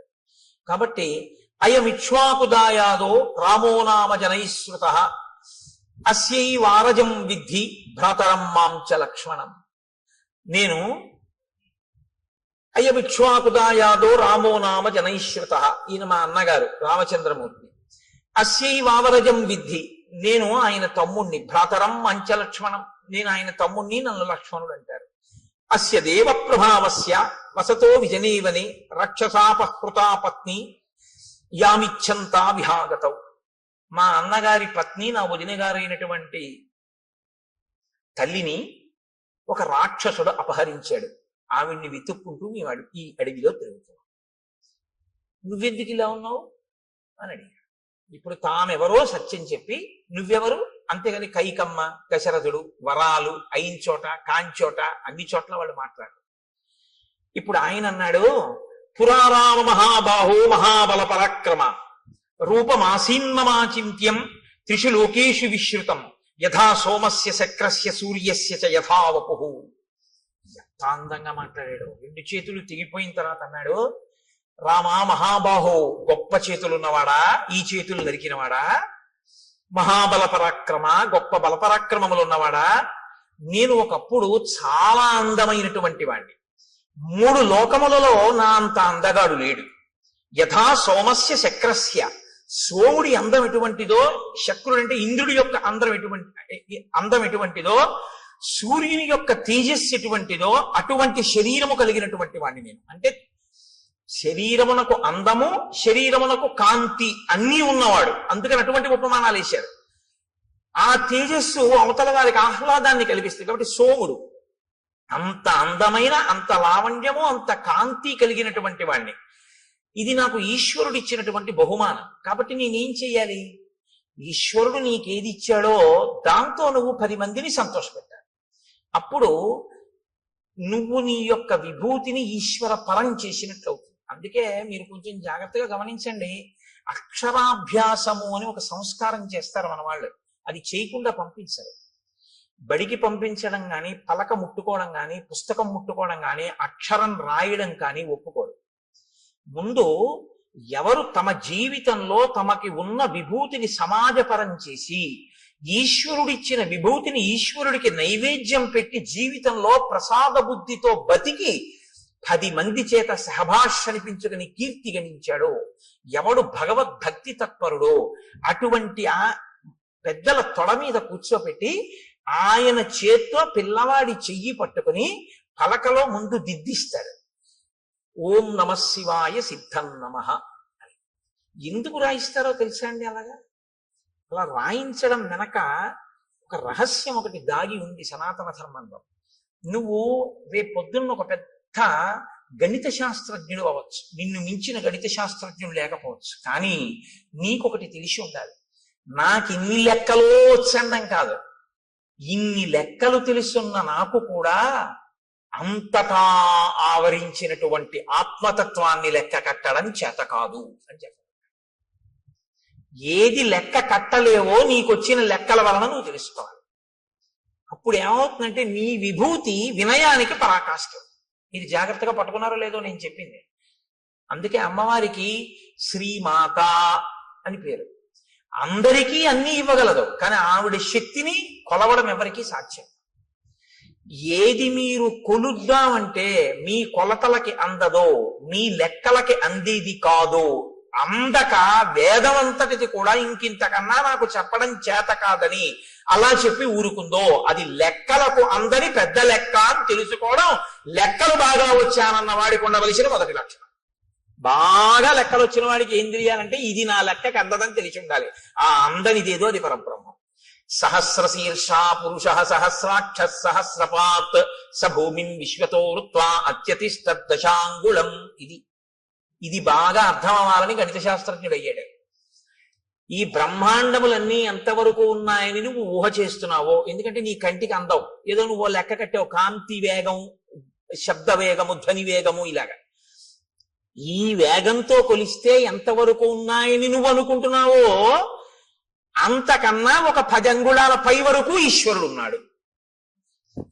నువ్వు చూపుకి ఎంత శక్తి ఉందనుకుంటున్నావు? ఒక రాడార్ పెట్టారనుకోండి సముద్రపు ఒడ్డున కొండ మీద, ఆ రాడార్ తిరగడానికి ఓ లెక్క కడతారు. అది తిరుగుతున్నప్పుడు సముద్రం లోపల ఉన్న ఓడలకి ఇక్కడ నౌకాశ్రమం ఉన్నది అన్న, నౌకాశ్రయం ఉన్నది అన్న సూచన తెలియడం కోసం ఇక్కడి నుంచి ఇక్కడ వరకు ఇలా తిరగాలి. మీరు విశాఖపట్నం లాంటి ఊళ్ళకి వెడితే రాత్రి వేళ కొండ నుంచి ఒక్కసారి ఆకాశంలో అలా తిరుగుతుంటుంది ఆ లైట్ హౌస్. దానికి ఒక లెక్క కడతారు. అమ్మవారి కన్ను ఇక్కడి నుంచి ఇక్కడికి ఇలా తిప్పితే ఎంత దూరం వెడుతుంది మీరు లెక్క పెట్టండి. ఇది గణిత శాస్త్రజ్ఞుడు అంటే. శంకరాచార్యులు వారు పెద్ద గణిత శాస్త్రజ్ఞుడు. ఎందుకో తెలుసా అండి? ఎంత వెడుతుందో ఆయన చెప్పలేదు. దృశా ద్రాఘీయస్యాదరదళిత నీలోత్పల రుచా అన్నారు. అమ్మా, ఈ బ్రహ్మాండములు ఎంతవరకు ఇటుపక్కకున్నాయో అంతకన్నా దాటి వెడుతుందన్నారు. అంతే తప్ప ఈ బ్రహ్మాండముల వరకు చూస్తాం లేదు. అలా అయితే లెక్క అందింది అమ్మవారి చూపుడు. నీ లెక్కకి అందకపోతేనే నీ వినయం, నీవు నేర్చుకున్న జ్ఞానానికి సార్థకత. నీకు అందని తోటి ఉందని చెప్పడం. కాబట్టి ఈ కంపారిటివ్ డిగ్రీ, ఈ బ్రహ్మాండములు ఎంత ఉన్నాయో అంతకన్నా ఎక్కువ అయి ఉన్నది నీ చూపు. అంత ఎక్కువ వరకు దాన్ని దాటి పడుతుంది ఆ చూపు. లైట్ హౌస్ పడినట్టు. కాబట్టి దృశా ద్రాఘీయస్యాదరదళిత నీలోత్పల రుచా దవీయాంసం దీనం స్నపయ కృపయా మమపి శివే. అది శంకర భగవత్పాదులు అంటే. మహానుభావుడు. అందుకే శంకర జయంతి చేసుకోకపోతే కృతజ్ఞత అన్నాను నేను. కాబట్టి నువ్వు లెక్కలు నేర్చుకున్నవాడివి అని ఎప్పుడు గుర్తంటే నీ లెక్కకు అందనిదోటి ఉంది అని నువ్వు తెలుసుకుంటే. నాకు తెలియకపోవడం ఏంటంటే లెక్కలు ఏదైనా అన్నామంటే నీ అంత చేతకాని వాడు లేడని గుర్తు. ఇందుకు ఓం నమ శివాయ సిద్ధం నమ. నీకు ఈశ్వరుడు ఎందులో ఎంత పెద్దవాడిని చేసినా నీకు అందందుందని దానిలోంచే తెలుసుకో. నువ్వు ఒక పెద్ద జియాలజిస్ట్ అంటే ఈ భూమికి సంబంధించిన విషయాలన్నీ తెలుసుకున్నవాడివైతే ఎవడు తన గుప్పిళ్లతో ఇసుక పోసి ఇంతంత పర్వతాల్ని, ఇన్ని ఎడారుల్ని, ఇంత సస్యశ్యామలమైన నదీ తీరాల్ని, ఈ పచ్చగడ్డితో కూడుకున్నటువంటి పంట పొలాల్ని, ఆ తరువాత పెద్ద పెద్ద ఆ బీడు భూముల్ని, ఒక పక్క కొండల్ని, ఒక పక్క నదుల్ని, ఒక పక్క సముద్రాల్ని ఎవడు తీసుకొచ్చి సృష్టించాడు? ఎవడి ఆజ్ఞకి సముద్రం చెలియవి కట్ట దగ్గర ఆగిపోతోంది అని నాకు ప్రపంచపటం అంతా తెలుసండి. మీరు ఇలా పిన్ పెట్టండి, నేను ఆ దేశం ఏమిటో నగరం ఏమిటో చెప్తానందరూ నీకు తెలిసి ఉండడం కాదు. ఇవన్నీ సృష్టించిన వాడు ఎవరో మాత్రం నేను తెలుసుకోలేకపోయాను, వాడికి ఒక నమస్కారం అని నువ్వు అనగలిగితే నువ్వు బాగా భౌగోళిక శాస్త్రం నేర్చుకున్నావు. ఒకడు గొప్ప సంగీత విద్వాంసుడు ఎప్పుడంటే సంభావనిస్తే గంటన్నర కచేరీ చేసిన వాడు కాడు. ఎవడు నాదోపాసన చేశాడో, ఎవరు ఆ లోపల నుంచి వచ్చినటువంటి నాదాన్ని వింటున్నాడో, ఎక్కడ నుంచి అది కదులుతోందో ముందు అప్పుడు ఆ ధ్వని, ఆ శబ్దం, ఆ నాదం వస్తున్న దాని యొక్క మూలాల్ని ఉపాసన చేసి మౌనంలో పట్టుకుని నాదోపాసన చేసి సంగీత విద్య ద్వారా సరిగమ పద నిసానిదప మగరిస అంటారు. ఆరోహణ అవరోహణ. అవరోహణ అంటే కింద పడిపోవడం, ఈ ఈశ్వరుడి నుంచి విడిపోయి అజ్ఞానంలోకి రావడం. ఆరోహణ అంటే పైకెక్కి మళ్ళీ సాలోకి వెళ్ళిపోవడం ఈశ్వరుడి దగ్గరికి. మళ్ళీ సంగీతాన్నే పట్టుకుని కింద పడ్డవాడు సంగీతంతో మళ్ళీ పైకెక్కి సాలో కలిసిపోవడం, ఈశ్వరుల్లో కలిసిపోవడం. ఈ నాదోపాసన చేసిన వాడు ఎవడున్నాడో వాడు సద్గురువు అయి నిలబడిపోతాడు. అందుకే త్యాగరాజు గారు ఎవరో అని మీరు అన్నారనుకోండి, సంగీత విద్వాంసుడు అనకూడదు, సద్గురు త్యాగరాజస్వామి అనాలి. శ్యామశాస్త్రి గారు ఎవరో అన్నారనుకోండి, సద్గురు శ్యామశాస్త్రి అనవలసి ఉంటుంది. అలాగే ఆ దీక్షితర్ వారు ఎవరో అని మీరు అన్నారనుకోండి, సద్గురు దీక్షితర్ వారు అనవలసి ఉంటుంది. వారు సద్గురువులు. ఎందుకంటే వారు నాదోపాసన చేసి నాదోపాసన ద్వారా బ్రహ్మమును చేరిపోయారు వారు. ఇప్పుడు వారి సంగీతం ఎందుకు పనికొచ్చిందంటే, ఎవరు మనకి సంభావన ఇస్తారు, కచేరీకి వెడదాం, డబ్బులు తెచ్చుకుందాం అనడానికి పనికి రాలేదు. అంటే అలా వెళ్ళడం తప్పని నేనేమంటలేదు. కానీ అది ఎందుకు పనికి రావాలి అంటే, నాదోపాసన అన్నది ఈశ్వరుణ్ణి చేరడానికి పనికి రావాలి. ఇప్పుడు అలా పనికొచ్చింది అనుకోండి, మీకు అలా పనికొచ్చినటువంటి ఉత్తర క్షణంలో ఈశ్వరుడు మీకు ఇచ్చిన విభూతి మీకు అందని దాన్ని అందుకోవడానికి పనికొచ్చేదే తప్ప అమ్ముకోవడానికి పనికొచ్చేది కాదు. మీకు ఒక కవనం వచ్చనుకోండి, మీకు గొప్పగా ఒక పద్యం చెప్పడం వచ్చనుకోండి, అది ఈశ్వరుడు గురించి చెప్పగలగాలి, 10 మందికి పనికొచ్చేది చెప్పాలి. అందుకే హరినామస్తుతి చేయు కావ్యము సువర్ణాంభోజి హంసావళి సురుజిభ్రాజితమై మానస సరస్ఫూర్తిని వెలుంగొందు అంటారు పోతన గారు. హరినామమును చెప్పినటువంటి సాహిత్యం ఏదుందో అది మానస సరోవరం. ప్రజ్ఞ ఉంది కదా అని పనికి మారిన కవిత్వాలన్నీ చెప్పాడు అనుకోండి, కాలగర్భంలో నశించిపోతాయి, ఇంకోటి సమయాన్ని పాడు చేస్తే అంతే. అప్పుడు అది ఎందుకు పనికొచ్చింది? భ్రష్టత్వానికి పనికొచ్చింది ఆ కవిత్వం. దానివల్ల ఉపయోగం ఏమైనా ఉంటుందా అంటే నక్కీరుడి అహంకారంలో ఉంటుందంతే ఆ కవిత్వం. కాబట్టి ఏది నీ యందు బాగా ప్రకాశించిందో దాన్ని బాగా పట్టుకుని, నాకు ఇది తెలియదు, ఆ తెలియనిదేదో ఇది తెలియదని తెలుసుకోవడానికి నాకు తెలుసున్నది పనికొచ్చింది అన్నవాడెవడో వాడు విద్వాంసుడు, వాడు పండితుడు. పండితుడు అన్న మాట ఎవరికి వర్తిస్తుందో తెలుసా అండి? పద్యాలు చెప్పేవాడికి కాదు. పండాహ అంటే జ్ఞానం. ఈశ్వరుణ్ణి నమ్మి ప్రతిరోజు భక్తితో అనుష్ఠించి నడిచేవాడెవరో ఆయనకి పండితుడని పేరు. అందుకే పోతన గారు సహజ పండితుడు అంటారు. కాబట్టి ఈ స్థితిని ఒరే నాన్న నువ్వు పొందాలి తప్ప, నువ్వు ఏదో ఒక పెద్ద ఇంజనీర్ అయి లంచాలు పుచ్చుకుని 3వ రోజు పడిపోయే బ్రిడ్జి కట్టకూడదు. నువ్వు ఒక పెద్ద గణిత శాస్త్రజ్ఞుడవై నాకు అన్నీ తెలిసిన అహంకరించి మట్టిలో కలిసిపోకూడదు.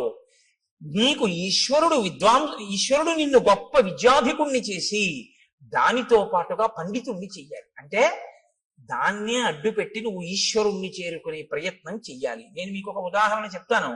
నాకు ఆ డాక్టర్ గారి పేరు జ్ఞాపకం లేదు, కానీ నేను లలితమ్మ గురించి ఉపన్యాసాలు చెప్పేటప్పుడు తరచూ కోట్ చేస్తుంటాను. ఆ పిల్లవాడు తల్లి గర్భంలో తల కిందకి కాళ్ళు పైకి పెట్టుకుని ఉంటాడు. ఆయన ఒక పెద్ద గైనకాలజిస్ట్. ఈ పుస్తకం రాసిన ఆయన మాతృదేవో భవ అని పుస్తకం రాశారు. నాకు కాకినాడలో డాక్టర్ జగదీశ్వరి గారని ఆవిడ ఒక పెద్ద గైనకాలజిస్ట్. ఆవిడ నాకు ఆ పుస్తకం ఇచ్చి చదవండి కోటేశ్వరరావు అన్నారు. అందులో ఆయన అన్నారు, తల కిందకి కాళ్ళు పైకి పెట్టి 9 నెలలు అయిపోతుంది, లోపల పెరిగిపోతాడు వీడు. అమ్మ నాభిగొట్టంలోంచి ఆహారం పెడుతూ ఉంటుంది. ఇప్పుడు అమ్మ తినకూడదు తింది, లోపల వీడి యొక్క శరీరం ఎటువంటిదో తెలుసు. నజ్జు శరీరం అనుకోండి, వీడికి పడిశం పట్టేస్తుంది. పడిశం పట్టేస్తే ఏమవుతుంది? తల కిందకు ఉంది. ఇప్పుడు ముక్కులో పట్టినటువంటి పదార్థం వెనక్కి వెళ్ళిపోతుంటుంది. గుటక వేయడం చాలా కష్టం, ముక్కిరి బిక్కిరి అయిపోతుంటాడు. అమ్మ ఇంకో సీతాఫలం తింటుంది. ఆవిడికి ఏం తెలుసు? బయటకు వస్తేగా వాడికి నజ్జు శరీరం అని తెలియడానికి. లోపల జ్వరం తగులుతుంది. కానీ వాడికి చల్లగా ఉంటే బాగుండనిపిస్తుంది, కటిక చీకటి. ఇంతలో వాడికి ఏమవుతుందంటే లోపల అతిసారం పుడుతుంది. వాడు మలం ఎక్కువ విసర్జించేస్తాడు.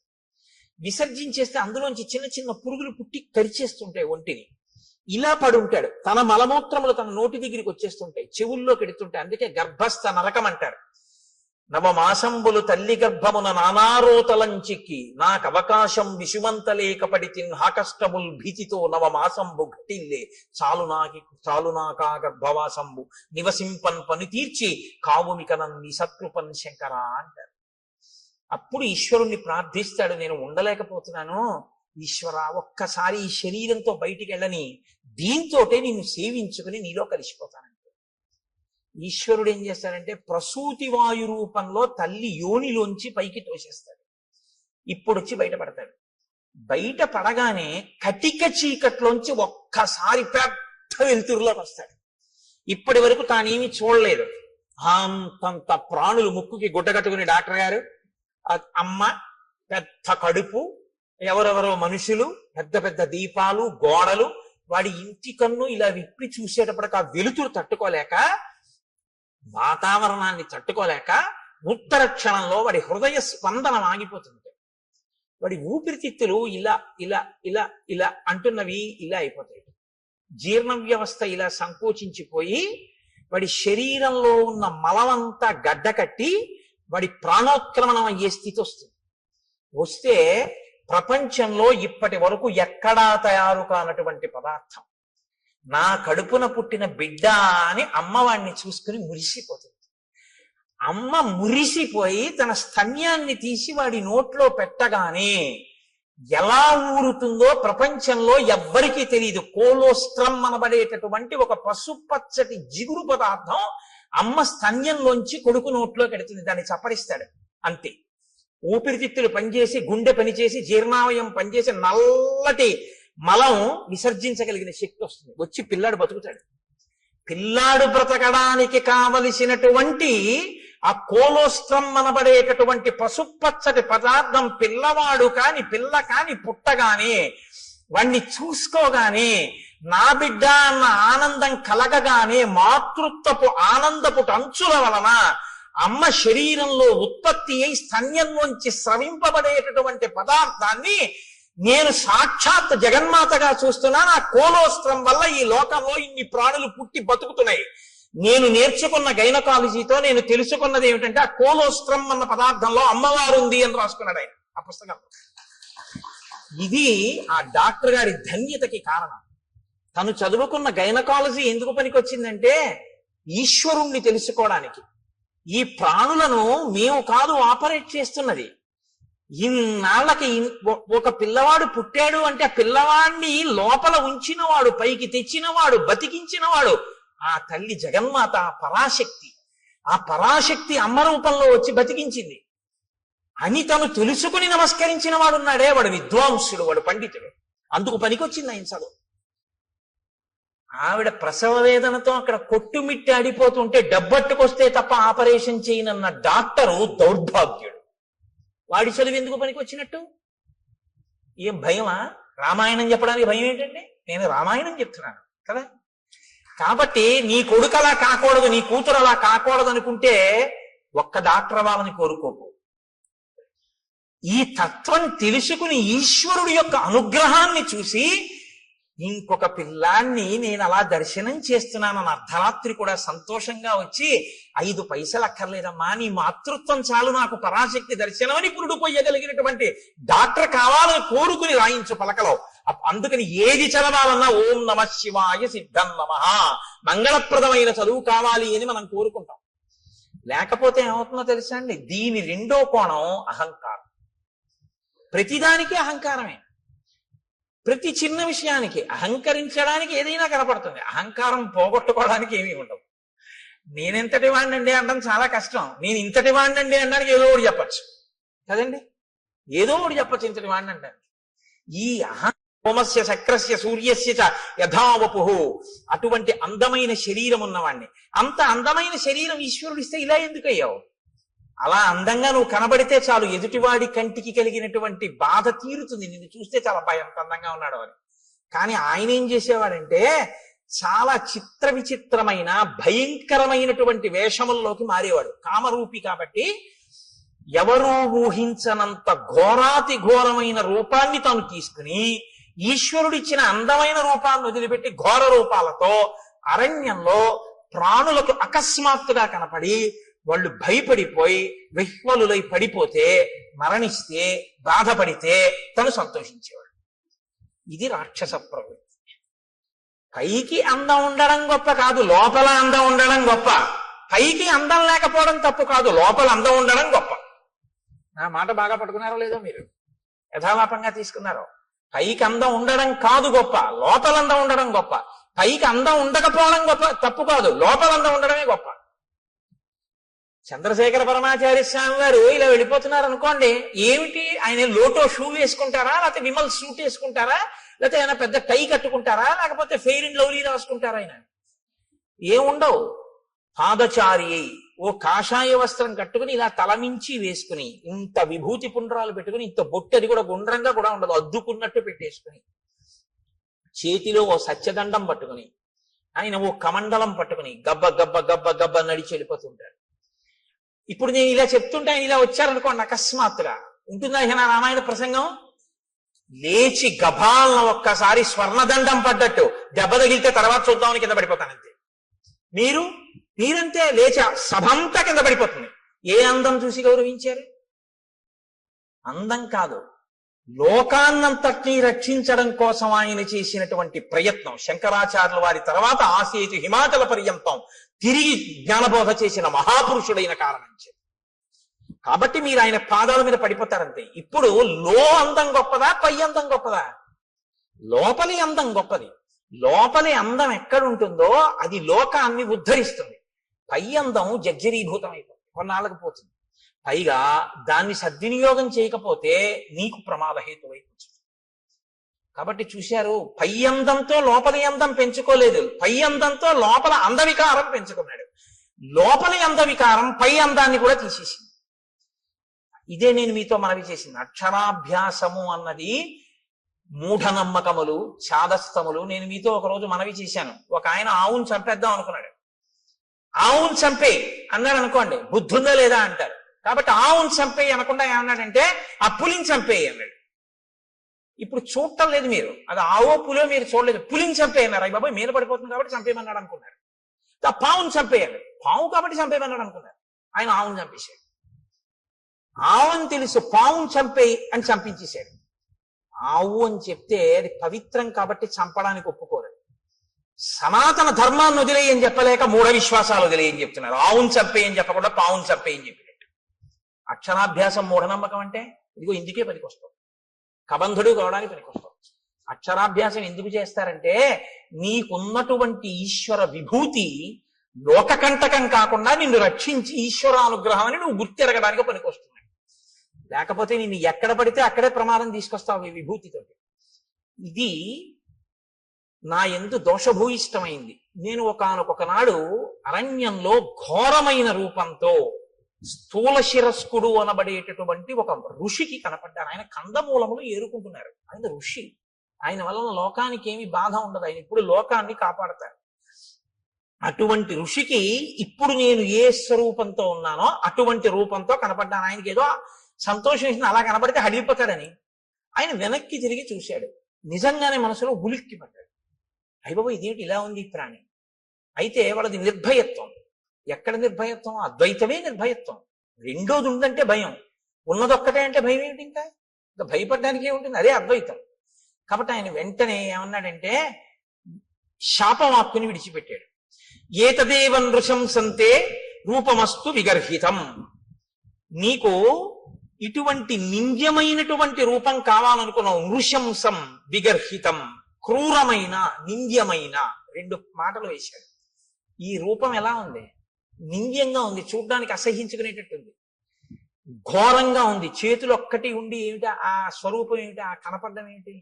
అప్పటికి తలకాయ ఉంది ఆయనకి ఇంకా. కాబట్టి నువ్వు ఇలాగే అరణ్యంలో పడి ఉండు. ఇప్పుడు అసలు ఉన్న అందం పోయింది. ఇప్పుడు ఏం చేశాడు? ఉన్న అహంకారం అప్పుడు పోయి మహర్షి కాళ్ళ మీద పడ్డాడు. ఇప్పుడు మీరు నన్ను మాట అడగచ్చు ఏంటంటే, అంటే మరి పాపం ఆ పాటి దానికి ఏదో బుద్ధి చెప్పాలి కానీ అలా బొత్తిగా శాపం ఇచ్చేది అంటే, మీరు జ్ఞాపకం పెట్టుకోండి, శాపం ఎప్పుడూ కూడా అనుగ్రహము. శాపవాక్కు అందరూ శాపానుగ్రహము అంటారు. దాని చేత మార్పు తీసుకొస్తారు తప్ప అలాగే పడి ఉండు అని అనరు. ఆ బాధ తెలిస్తే ఆ తరువాతి కాలంలో ఏమవుతాడంటే ఇంకెప్పుడు ఇటువంటి తప్పు పని చేయకుండా లోకానికి ఉపకారం చేస్తాడు. ఇక లోకోపకారం మొదలు పెడతాడు. అవతల వాడి బాధ తన బాధగా స్వీకరించి అవతల వాడికి మాట సాయమో చేతి సాయమో ఏదో ఒక సాయం మొదలు పెడతాడు. ఈ ప్రవృత్తి ఎక్కడ రావాలంటే లోపల దిద్దుబాటు జరగాలి. లోపల దిద్దుబాటు జరగాలి అంటే కొంతకాలం కష్టపడాలి, తప్పదు. ఏళ్ళనాటి శని జాతకంలోకి వచ్చిందనుకోండి, ఎందుకు భయపడతారు? ఆయన కష్టపెడతాడు. శనైహి చరహ, మెల్లమెల్లగా వెడుతూ కష్టపెడతాడు. కానీ ఆ కష్టపెట్టడం వల్ల ఏమవుతుందో తెలుసా అండి? గొప్ప పరిణితి వస్తుంది, గొప్ప అనుభవం వస్తుంది. తరువాతి కాలంలో ఆయన కీర్తికి కారణమవుతుంది. అందుకే ఏలినాటి శనిని ఎప్పుడూ దూషించకూడదు. మీరు ఆయన్ని నమస్కారం చేసి ప్రార్థన చేస్తే ఆయన దాన్ని ఇంకొకలా మారుస్తాడు. ప్రతిరోజు తిరగవలసిన దాన్ని గుడి చుట్టూ తిరగడంగా మారుస్తాడు భక్తి ఇచ్చి. కాబట్టి ఇప్పుడు శాపానుగ్రహం ఎందుకు ఇస్తారు? మార్పు తీసుకురావడం కోసం ఇస్తారు. వెంటనే తనకు అర్థమైంది, అయ్య బాబోయ్ ఇలా ఉండడమా? పడ్డాడు మహర్షి కాళ్ళ మీద పడి అన్నాడు, ఎప్పుడు నాకు ఈ శాప విమోచనం అని అడిగాడు. అయితే మారేవు కదా, ఇప్పుడే అన్నారు అనుకోండి, ఆ బుద్ధి మళ్ళీ మారిపోతుంది. అందులో ఆ బాధ ఏమిటో తెలియాలి. ఆయన అన్నాడు, యదాచిత్వా భుజౌ రామ త్వాం దహే ద్విజనే వనే తదాత్వం ప్రాప్స్యసే రూపం స్వమేవ విపులం శుభం. నీవు అరణ్యంలో పడి ఉండి ప్రాణుల్ని తింటుంటే ఒకానొకప్పుడు రామచంద్రమూర్తి అరణ్యంలోకి వచ్చి నీ భుజములను తెగనరుకుతారు. ఆ తెగనరికి అరణ్యంలో నిన్ను కాల్చేస్తారు. ఎందుకంటే ఆ ప్రాణి అలా ఉండిపోవడానికి వీల్లేదుగా, కాల్చబడాలి. సంస్కారం రాముడి దగ్గర ఉన్న గొప్పతనం అదే. మీతో నేను మనవి చేశా. అంత్యేష్టి సంస్కారం చేస్తాడే, ప్రాణిని కాల్చేస్తాడు. అంటే చనిపోయినటువంటి ప్రాణిని అలా వదిలిపెట్టి వెళ్ళిపోడు, దానికి అంత్యేష్టి చేస్తాడు. పొద్దున్నే భోజనం చేస్తూ గోపాలకృష్ణ గారు నేను దాని గురించి కాసేపు ముచ్చటించాం. అలా ఎందుకు చేస్తాడండి రాముడు అని ఆయన ఏదో ప్రశ్న వేస్తే చెప్తున్నాను. ప్రతి ప్రాణికి కూడా దేవతలు ఆవహించి ఉంటారు. పాణి చెయ్యి ఉందనుకోండి, ఇంద్రుడు ఉంటాడు. వాక్కు అగ్నిహోత్రం ఉంటుంది. కన్ను సూర్యుడు ఉంటాడు. ఇప్పుడు మీరు విడిచిపెట్టి వెళ్ళిపోయారనుకోండి, విడగొట్టాలి మంత్రం చేత. విడగొట్టేసేసి, అంటే ప్రత్యేకించి మనుష్య శరీరానికి అయితే, మిగిలిన వాటికైతే ప్రాణ అపాన వ్యాన ఉదాన సమాన నాగ కూర్మ కృకర ధనంజయ దేవదత్తముల్లో ధనంజయమన్న వాయువు చేసేస్తుంది. మనుష్య ప్రాణికి ఈ దేవతలందరినీ కూడా మంత్రభాగంతో విడతీసేస్తారు. విడతీసి మళ్ళీ ఈ శక్తుల్ని దేవతల్లో కలుపుతారు. కలిపి జడమైపోయి మిగిలిపోయినటువంటి దేహాన్ని అగ్ని యందు దహించేస్తారు. కాబట్టి అది సంస్కారం. అంత్యేష్టి సంస్కారం 16వ సంస్కారం. అన్ని 16 మీదే నడుస్తాయి సనాతన ధర్మంలో మనిషి జీవితం. అందుకని షోడశ కళా ప్రపూర్ణుడు చంద్రుడు, షోడశ సంస్కార ప్రపూర్ణుడు మనుష్యుడు. 16వ సంస్కారంగా అంత్యేష్టి జరగాలి. కాబట్టి రాముడు ఎక్కడెక్కడ ఎటువంటి శరీరాలు కనపడ్డా వాటిని ఆయన దహిస్తాడు. అందుకని నువ్వు రాముడి చేత వధింపబడి దహింపబడితే నీ పూర్వరూపం వస్తుంది. ఇక్కడ మీరు ఒక విషయాన్ని కనిపెట్టాలి. ఎవరికైనా తెలియదేమో కానీ మునులకు మాత్రం తెలిసి రామావతారం వస్తుంది. ఈ దేశంలో త్రికాల వేదులు వాళ్ళు. అందుకే ఈ దేశంలోనే ఒక గొప్ప శాస్త్రం ఉంది, జ్యోతిషము అని. వేద పురుషునికి జ్యోతిషము నేత్రస్థానంలో ఉంటుంది, వేదాంగము అని. అంటే ఇప్పుడు కళ్ళు లేనివాడు ఉన్నాడు అనుకోండి, మీరు గుళ్ళోకి తీసుకొచ్చి విగ్రహం దగ్గరికి తీసుకెళ్ళి ఇదిగో ముట్టుకో, ఇది గణపతి, ఇదిగో ఇలా ముట్టుకో తొండం అన్నారు అనుకోండి, ఆయన చూసి ఓహో అంటాడు. అదిగో అవే ధ్వజస్తంభకు చిరుగంటలు అన్నారు అనుకోండి, ఆయన చూడగలరా? అదే శిఖ గోపురం అన్నారు అనుకోండి, ఆయన చూడలేడు, మీరు గోపురం ఎక్కించలేడు. దూరంగా ఉన్నది చూడడానికి కన్ను పనికి వస్తుంది, కాలంలో వచ్చేదాన్ని లెక్క కట్టడానికి జ్యోతిషం పనికి వస్తుంది. అందుకని వేద పురుషుడికి నేత్రస్థానంలో ఉంటుంది జ్యోతిష్ శాస్త్రం వేదాంగంగా. కాబట్టి మహర్షులు త్రికాల వేదులు, వాళ్ళకి అన్నీ తెలుసు ఏం జరగబోతోందో. కాబట్టి వాళ్ళు రాబోయే రామావతారాన్ని లెక్కలోకి తీసుకున్నాడు. ఆయన తీసుకుని రామావతారం వచ్చి రాముడు అడవికి వచ్చాక రాముడి చేతిలో నీ చేతులు ఖండింపబడి నీ దేహము దహింపబడితే నీకు మళ్ళీ యథారూపం వస్తుంది. కాబట్టి రామ ఇందుకు నీ సంతోషించాను, నా చేతులు నరికేవాడు వచ్చాడని. ఎవడో నరికాడా? రాముడే నరికాడా? అందుకు అడిగాను. కాబట్టి రామ నేను ఎవరు పూర్వం అంటే శ్రియోమాం మధ్యమం పుత్రం ధనుం నామ్నాచ దానవం ఇంద్రకోపాదిదం రూపం ప్రాప్తమేవం రణాజిరే. నేను శ్రీ అనబడేటటువంటి వాని యొక్క మధ్యమ పుత్రుడైన ధనువు అనబడేటటువంటి పేరున్నవాడిని. నాకు స్థూల శిరస్కుడు అనబడేటటువంటి ఋషి శపిస్తే నేను అక్కడతో ఊరుకోలేదు. ఆ రూపం వచ్చే లోపల నేను బ్రహ్మగారి గురించి ఘోరమైన తపస్సు చేశాను. బ్రహ్మగారు ప్రత్యక్షమై అన్నాడు, దీర్ఘాయుష్మాన్ భవాన్ అని. ఆయన వెళ్ళిపోయాడు. వెళ్ళిపోయిన తర్వాత నా అహంకారం ఏమైందో తెలుసా? నేను దీర్ఘాయుష్మంతుడిని, నన్ను ఇంద్రుడు ఏం చేస్తాడు? ఇంద్రుడి మీదకి యుద్ధానికి వెళ్ళాను. వెళ్తే ఇంద్రుడు ఏం చేశాడో తెలుసా? ఆయన ఒక చమత్కారమైనటువంటి మనిషి. ఆయన ఏం చేశాడంటే ఒక్కసారి నా తలకాయని తన వజ్రాయుధం పెట్టి ఓ దెబ్బ కొట్టి ఈ తలకాయని కడుపులోకి దింపేశాడు. నా 2 కాళ్ళని పొట్టలోకి తోసేశాడు. తోసేస్తే తలకాయ లేదు, కాళ్ళు లేవు, మనిషిని మాత్రం బతికున్నాను. పైగా అన్నాడు తోసేసి, పితామహవచ సత్యం తదస్థితి మమాబ్రవీత్. పితామహుడైన బ్రహ్మగారు నీకు దీర్ఘాయుష్ ఇచ్చాడు, చంపేను పడుండన్నాడు. అప్పుడు నేనన్నాను, అయ్య బాబోయ్, పితామహుడు ఇచ్చాడు వరం బానే ఉంది, అహంకారంతో నేనేదో సాధించాననుకున్నవి ఇలాగే వస్తాయి తిరిగి. కాబట్టి వినయంతో చేసినవి, భక్తితో చేసినవి ఉద్ధరిస్తాయి, కానీ అహంకృతితో చేసినవి పనికొచ్చేవి కావు. చిట్ట చివరికి వచ్చి ఇలాగే కట్టి కుడుపుతాయి. కాబట్టి నేనన్నాను, నాకు పితామహుడు దీర్ఘాయుష్మంతుడు అన్నాడు నిజమే, కడుపుకి ఆకలోటి ధర్మం కదా ప్రాణికి. ఇప్పుడు నాకు తలకాయ లేదుగా, కాబట్టి నోరు లేదుగా, కానీ కడుపు ఉందిగా, తినాలిగా. వెళదామంటే కాళ్ళు లేవుగా, ఏం తిని బతకను అని అడిగాను. అడిగితే ఆయన ఏం చేశాడో తెలుసా? ఏవముక్తస్తు మే శక్రో బాహు యోజనమాయతౌ ప్రాదాదాస్యంచమే కుక్షౌ తీక్షణ దంస్ట్రం అకల్పయత్. నాకు పెద్ద పెద్ద కోరలు పెట్టి, నా గుండెల దగ్గర కన్ను పెట్టి, నాకు యోజనమంత పొడుగైన చేతులు ఇచ్చి, నువ్వు బతకవలసింది దీర్ఘాయుష్మంతుడవై బతికుండడానికే తప్ప అంతకన్నా ఎందుకురా నువ్వు బతికుండి నువ్వేం చేయాలి లోకానికి అని నీ చేతులతో తడువుకు తింటుంటూ పడుండాలి.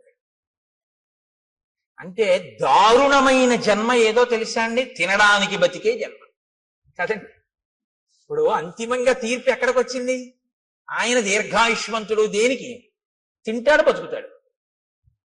ఎందుకు బతుకుతాడు? తినడానికి బతుకుతాడు, అంతే. ఎక్కడికి వెళ్ళడం, ఏమీ చెయ్యడు. ఈశ్వరుడి గురించి ఏమీ తెలుసుకోక్కర్లేదు, ఓపిక ఉన్నా ఏమీ చేయక్కర్లేదు. ఓపిక ఉన్న రోజుల్లో భోగాలకి, పెద్దవాడైపోయిన తర్వాత ఉన్న ఓపిక ఎక్కడ పోతుందో అని ఈశ్వరుడి దగ్గరికి వెళ్ళడం. మీరు లోకం పోకడ ఎలా ఉంటుందో తెలుసా అండి? ఇప్పుడు ఎందుకండి అంటాడు.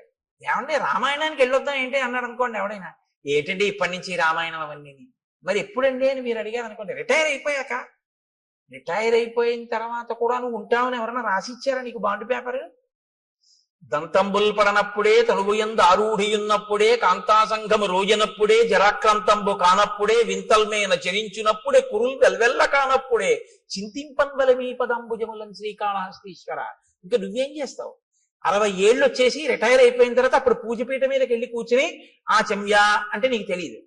ఓ గుళ్ళోకి వెళ్ళి మంత్రపుష్పానికి ముందు నీళ్లు వస్తే తీర్థం కింద గుచ్చేసుకుంటూ ఉంటాడు లోపలికి. ఎందుకంటే మంత్రపుష్పం ముందు చీగడుక్కోమని వేశారు చేతిలో, ఆయనకి తెలియదు. అప్పుడు మళ్ళీ అర్చక స్వామి అయ్యో అయ్యో తాగేకండి అయ్యాలాగా తీర్థం గారు చేయగడుక్కోండి అంటే అప్పుడు ఆ చేతి నీళ్లు తీసుకెళ్లి ఆయన పళ్ళల్లోనే కడిగేస్తాడు. అదో వాష్ బేసిన్ అనుకుంటాడు. అమ్మ బాబు నా అదృష్టం రా, ఇలాంటి భక్తుడు ఇచ్చాడు ఇవ్వాలని ఆయన అనుకోవాలి. లేదని మీరు అనుకుంటున్నారా? ఎక్కడిది ఈ అజ్ఞానం? ఓపికండగా ఆర్జించడానికి తినడానికి తప్ప ఈశ్వరుడు గురించి తెలుసుకోవడానికి పనికిరాదు. ఒక్కొక్కడి జీవితం అసలు అలాగే తెల్లాలి. అసలు ఎప్పుడు దేనికి అంటే తినడం. తింటుంటాడు అది తింటుందో రోజు. చెప్పానుగా, అన్నం అంటే తినున్నది మన చేత తినబడున్నది మనని తినున్నది, 2 అర్థాలు. కాబట్టి అది తినేస్తుందో రోజు అయిపోయింది. కాబట్టి నీకు దీర్ఘాయుష్యే కదరా కావాలి. దానికి ఓ నోరు చాలు, ఆహారాన్ని చూసుకోవడానికి ఓ కన్ను చాలు, వెతుక్కు లాక్కోవడానికి ఓ 2 చేతులు చాలు. నువ్వు ఎక్కడికి వెళ్ళాలి? ఓ గుడికి వెళ్ళాలా, గోపురానికి వెళ్ళాలా? ఉంటే భయపెడతావు ఎక్కడికన్నా వెళితే. ఎందుకు నాన్న అలా పడుండు, దీర్ఘాయుష్మంతుడు అయి ఉండు. ఇప్పుడు తెలిసింది బాధ ఏమిటో. ఎందుకు చేశానా తపస్సు, ఎందుకు వెళ్ళానా ఇంద్రుడి మీదకి, ఎందుకు కనపడ్డానా ఋషికలాగా అని ఏడుస్తూ ఇన్ని వేల సంవత్సరాల నుంచి ఇక్కడ పడున్నా. అలా వస్తే తడువుకోను తిన్నాం. ఎప్పుడు నరికేస్తాడా ఈ చేతులను చూస్తూ కూర్చున్నాను రామా. ఇప్పుడు నువ్వు ఈ చేతులు నరికి ఒళ్ళు కాల్చేయి. ఎంత తొందరపడిపోయాడో తెలుసా అండి? సూర్యాస్తమయం అయిపోతోంది, అలిసిపోయిన రథాలతో వెళ్ళిపోతున్నాడు సూర్యుడు. సూర్యాస్తమయం అయితే కాల్చవు నువ్వు, ధర్మం. రామచంద్రమూర్తి చెయ్యడు అంచేసి సూర్యాస్తమయం అయితే. కాబట్టి అవ్వకుండా తొందరగా నన్ను ఒక గొయ్యి తీయించి అందులో పడేసి భూమి మీద పడుకోబెట్టి అంటించడానికి ఏం కుదరదు, అంత పెద్ద రాక్షసాకారం అది. ఇప్పుడు గోతిలో పారేసి దాని నిండా కట్టెలు పారేసి అగ్నిహోత్రం వెలిగించేస్తే నేనేం తొందరగా కాలుతాను అనుకుంటున్నావా? కదలిక లేదు కదండి, ఫ్యాట్ ఎలా డైల్యూట్ అవుతుంది? కాబట్టి ఒళ్ళంతా నీతి ముద్దలా కొవ్వు పట్టేసింది. ఇప్పుడు కొవ్వు పట్టాన కాలదు, అది అలా కాలుతూనే ఉంటుంది. అందుకే కొవ్వొత్తి తొందరగా కాలిపోతుందండి. దీపారాధనలో ఒత్తి కాలిపోయినట్టు కాదు, అలా కొవ్వు కరుగుతూ కరుగుతూ దీపం అలా కిందకు వస్తూ ఉంటుంది. ఆ కొవ్వు అంతా కాలాలి. కాబట్టి రామ చాలాసేపు పడుతుంది నా ఒళ్ళు కాలిపోవడానికి. అందులో తొందరగా ఓ గొయ్యి తవ్వించి తోసేసి కాల్చేయి. నాకు ఇప్పుడు ఈ శరీరంతో ఉంటే స్మృతి ఉండదు. నా అసలు శరీరం నాకు వచ్చేస్తే నాకు దివ్య స్మృతి కలుగుతుంది, ఎక్కడ ఏం జరిగిందో తెలుసుకోగలను. అప్పుడు నీ భార్యను ఎవరు అపహరించారో నేను చెప్తాను, నీకు నేను ఆ సాయం చేస్తాను. ఇత పూర్వం ఎప్పుడైనా అన్నాడండి ఇలాంటి మాటలు? ఎవడన్నా మంచిగా ఉంటే వాడిని బాధ పెట్టాడు. ఇప్పుడు అవతల వాడి బాధలో ఆ శరీరం వస్తే వెంటనే నీకో మాట సాయం చేస్తానంటున్నాడు. ఈ మార్పు కోసం శాపానుగ్రహం ఇస్తాను. మీరు బాగా పట్టుకుంటే ఋషులు ఏదో తపస్సు ఉంది కదా అని శాపవాక్కు విడిచిపెట్టరు, వాళ్ళ తపస్సు పోతుంది. ఓన్లేరా ఒకరిని మార్చాను, ఇప్పుడు ఆయన పనికొచ్చాడు. అందుకని ఇప్పుడు ఏమయ్యాడు? కబంధ మహాత్మనః. ఈ కబంధుడు మహాత్ముడు అన్నారు వాల్మీకి మహర్షి. ఎందుకంటే మార్పు ఎక్కడొచ్చిందో వాడు చాలా గొప్పవాడు. ఈ మార్పు రాకపోతే వాడు లోకకంటకుడై కూర్చుంటాడు. కాబట్టి రామ, నువ్వు చేచ్యతే సమరే బాహు తదా స్వర్గం గమిష్యసి. ఇంద్రుడు కూడా ఏమన్నాడంటే, నీ 2 బాహువులు రాముడు ఎప్పుడు తరిగేస్తే అప్పుడు మళ్ళీ స్వర్గానికి వెళ్దుగానే అలా పడుండి అన్నాడు. అందుకని తొందరగా నాకు అంత్యేష్టి సంస్కారం చేసేసి. సరే, లక్ష్మణుణ్ణి పిలిచాడు, గుణపం ఇచ్చాడు, గొయ్యి తవ్వించాడు, శరీరాన్ని తోసేశాడు. ఏనుగులు విరిచినటువంటి కొమ్మలు ఎండిపోతే ఏర్పడిన ఎండుకర్రలు.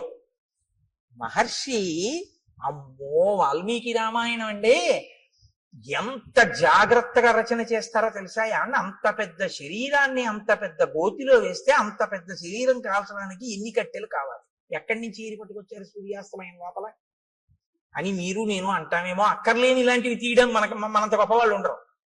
కాబట్టి ఏనుగుల గుంపులు తిరుగుతాయి అక్కడ. వాటి పని ఏమిటంటే వాటికి తొండం ఖాళీగా ఉండదు, కొమ్మలు విరిచేస్తుంటాయి. ఆ విరిచేసినటువంటి కొమ్మలు కింద పడిపోయి ఎండిపోయి. కాబట్టి ఇప్పుడు ఆ పెద్ద పెద్ద కొమ్మలన్నీ తీసుకొచ్చి రామచంద్రమూర్తి ఆ గోతులో పడేశారు, లక్ష్మణమూర్తి ఆ గోతులో పారేశారు. పారేసి ఇప్పుడు కబంధుణ్ణి కాల్చేస్తున్నారు.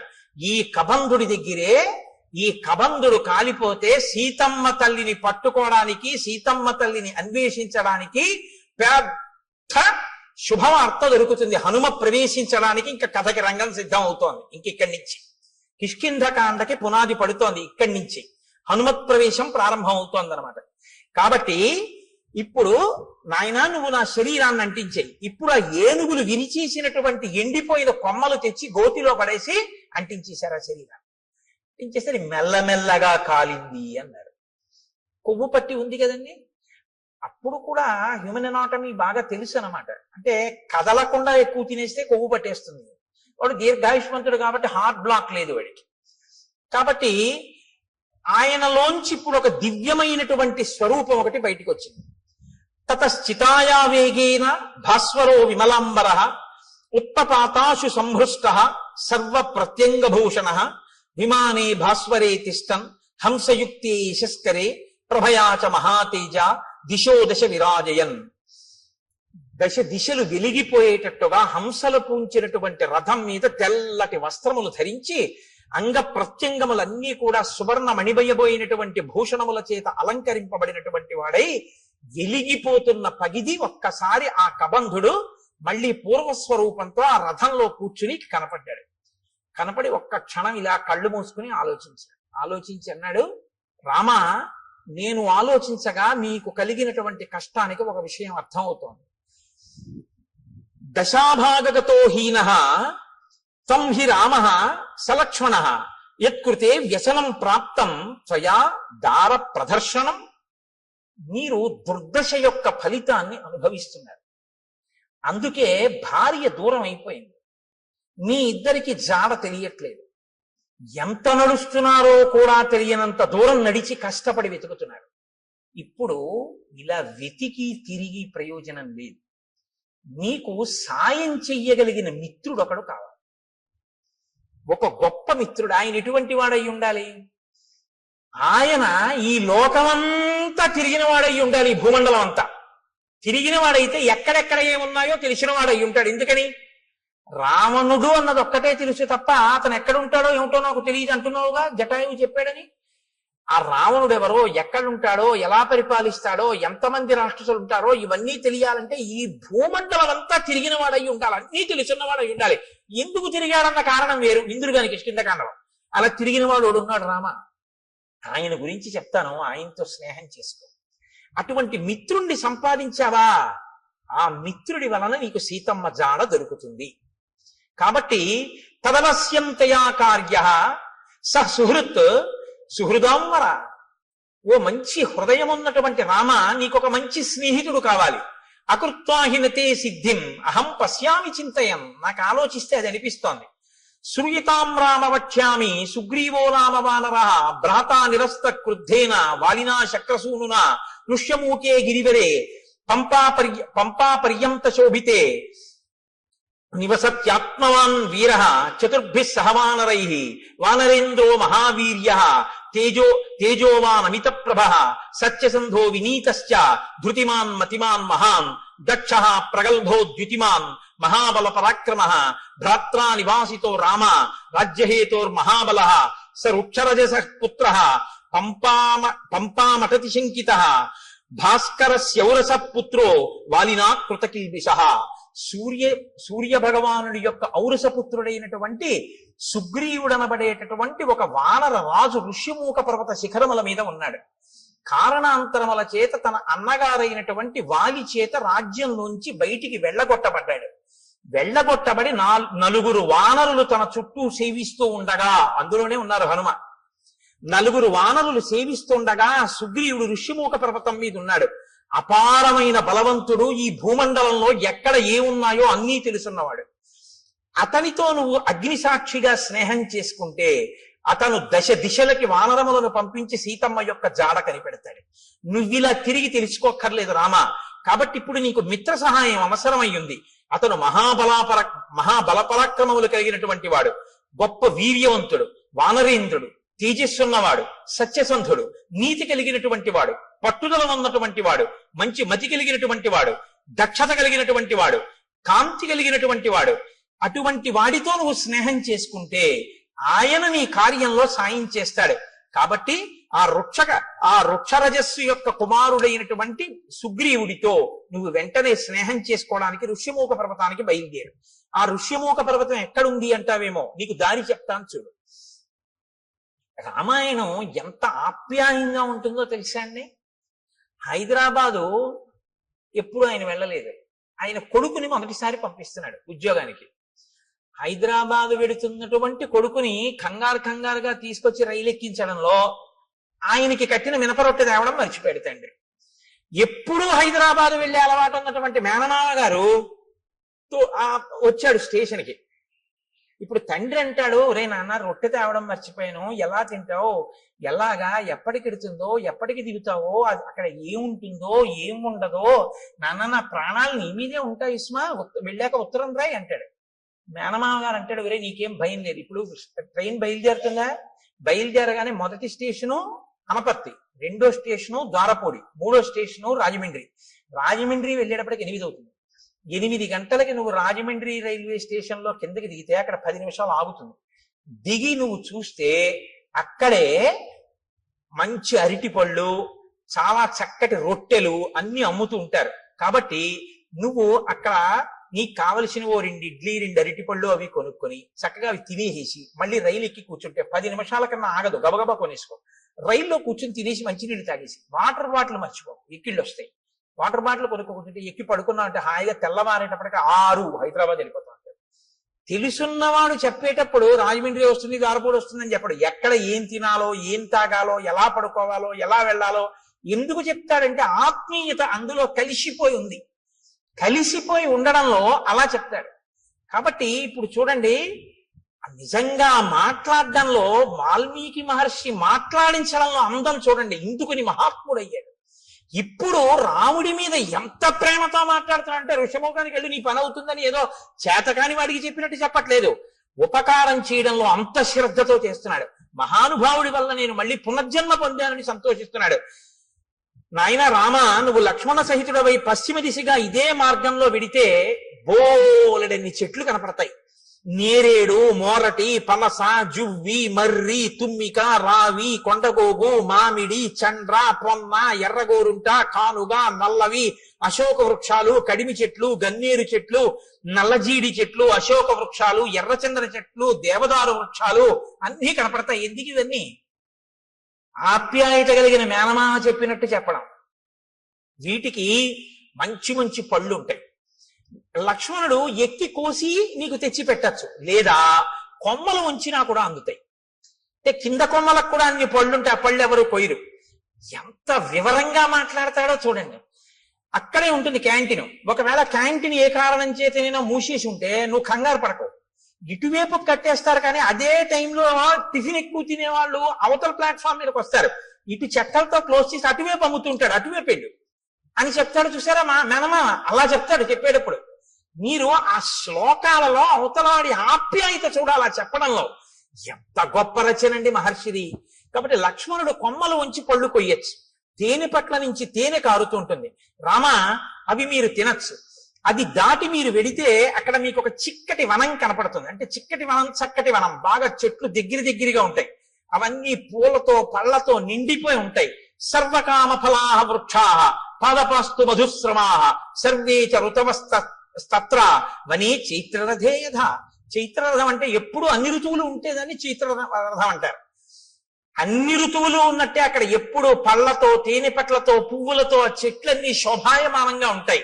అక్కడ చక్కగా మీరు తేనె తాగచ్చు, పళ్ళు తినచ్చు. అది దాటి వెళ్ళిన తరువాత మీరు పంపా సరోవర తీరానికి వెడతారు.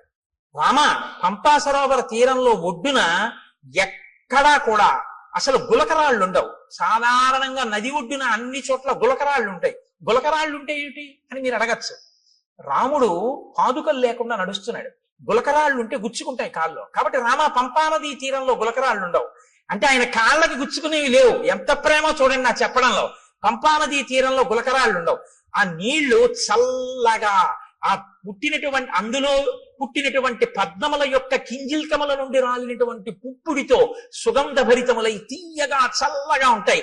ఎప్పుడు స్నానం చేద్దామా, ఎప్పుడు తాగుదామా అనిపిస్తుంది. రామ, అక్కడ నాచు ఉండదు. కాబట్టి నువ్వు జాగ్రత్తగా పంచె పైకి తీసి కాలు జారుతుందేమో అని చూసుకుని వెయ్యక్కర్లేదు. ఆ కింద ఉన్నటువంటి ఇసుక నీకు కనపడుతుంది. ఆ నీరు వెండి పళ్ళెంలా ఉంటుంది, అంత స్వచ్ఛంగా ఉంటుంది. మహానందిలో ఉంటుంది సరోవరం, అలా ఉంటాయి నీళ్లు. రామ నీకు ఇంకొక విషయం చెప్తున్నాను. అక్కడ అనేకమైన పక్షులు ఆ ఒడ్డును తిరుగుతుంటాయి. వాటికి ఏం భయం ఉండదు. అవి చాలా స్వేచ్ఛగా తిరుగుతుంటాయి. అవి ఎంత రుచిగా ఉంటాయో తెలుసా రామ?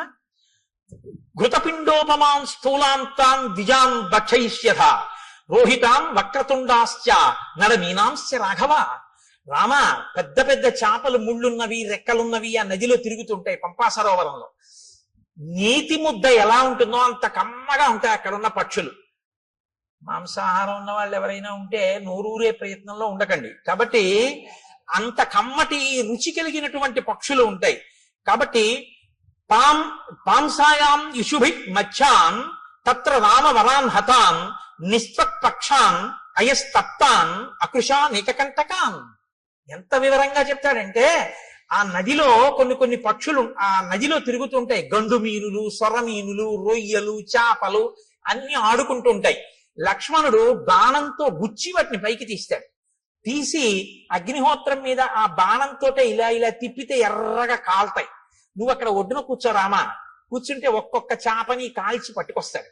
ఆ పక్షిని కొట్టి కాల్చి పచనం చేసి ఆ నీతి ముద్దలా ఉన్న పక్షి మాంసం తీసుకొచ్చి పెడతాడు. చక్కగా నువ్వు ఆ ఒడ్డున కూర్చుని కమ్మగా తిన్న తర్వాత దాహం వేస్తుంది. ఎందుకంటే నీతి ముద్దలా కదా ఉంటాయి. దాహం వేస్తే లక్ష్మణుడు ఏం చేస్తాడో తెలుసా? భృశం తే ఖాలతో మచ్చాన్ పంపాయాహ పుష్ప సంచయే పద్మగంధి శివం వారి సుఖశీత మనామయం ఉధృత్య సతతాక్లిష్టం రౌప్య స్ఫాటిక సన్నిభం అసౌ పుష్కరవర్ణేన లక్ష్మణ పాయిష్యతి. తామరాకులు ఉంటాయి రామ, ఆ తామరాకులు దొప్పగా చేసి పంపా సరోవరంలోకి ఎడతాడు లక్ష్మణుడు. ఆ నీళ్లు ఎలా ఉంటాయో తెలుసా? వెండి రేకు బోర్లించినట్టు ఉంటాయి. తెల్లగా అడుగునున్నటువంటి ఇసుక కనపడుతుంటుంది. దాంట్లో బోలెడన్ని పద్మాలు ఉంటాయి. పద్మాలకి కింజిల్కాలు ఉంటాయి. వాటిలోంచి ఆ పుప్పుడంతా నీటి మీద పడుతుంది. అందుకని మంచి ఏదో అన్ని రకాల పదార్థాలతోటి శివాభిషేకం చేస్తే వచ్చిన తీర్థం అన్ని రుచులు కలిసి మంచి సుగంధ ద్రవ్యాలతో సువాసనతో ఎలా ఉంటుందో అలా ఉంటాయి ఆ నీళ్లు. ఆ నీళ్లు తామరాకు దొప్పతో తెచ్చి నీకు ఇస్తాడు. నువ్వు చక్కగా ఏం చేస్తావంటే తామరాకు దొప్పతో చల్లటి నీళ్లు తాగు. సాయంకాలం వేళలో నువ్వు ఆ పంపా సరోవర ప్రాంతంలో తిరుగుతుంటే జింకలు లేళ్లు తిరుగుతుంటాయి. చెట్లన్నీ పువ్వులు ఇట్టుకున్నాయా అన్నట్టుగా పువ్వులతో శోభిస్తుంటాయి. నీకు సీతమ్మ కనపడలేదు అన్న బెంగ నీకు తీరుతుంది. రామ, అక్కడ పుష్పమాలలు కొన్ని పడి ఉంటాయి. ఆ పుష్పమాలలు ఎన్ని సంవత్సరములైన వాడవు. ఎందుకో తెలుసా? నతాని కశ్చిన్ మాల్యాని తత్రారోపయితా నరః నచవై మ్లానతామ్యాంతి నచ శీర్యంతి రాఘవ. మతంగ మహర్షి యొక్క శిష్యులు గురువు గారికి సేవ చేయడం కోసమని అక్కడికి వచ్చి దర్భలవి సేకరిస్తున్నప్పుడు వాళ్ళ శరీరానికి కలిగినటువంటి శ్రమ వలన పుట్టినటువంటి స్వేద బిందువులు నేల మీద పడి పువ్వులై దండలయ్యాయి. ఆ దండలు ఎవరూ తీసి ధరించారు. వాళ్ళ ఆ శిష్యుల యొక్క చెమట పువ్వులైంది కాబట్టి ఆ పువ్వులు సూర్యరశ్మికి వాడవు, గాలికి ఒడిలిపోవు. అవి ఎన్ని సంవత్సరములైనా అలాగే ఉంటుంటాయి. ఆ మాలలు ఎవరు ధరించరు. నువ్వు అక్కడ మతంగ మహర్షి యొక్క ఆశ్రమం కనపడుతుంది.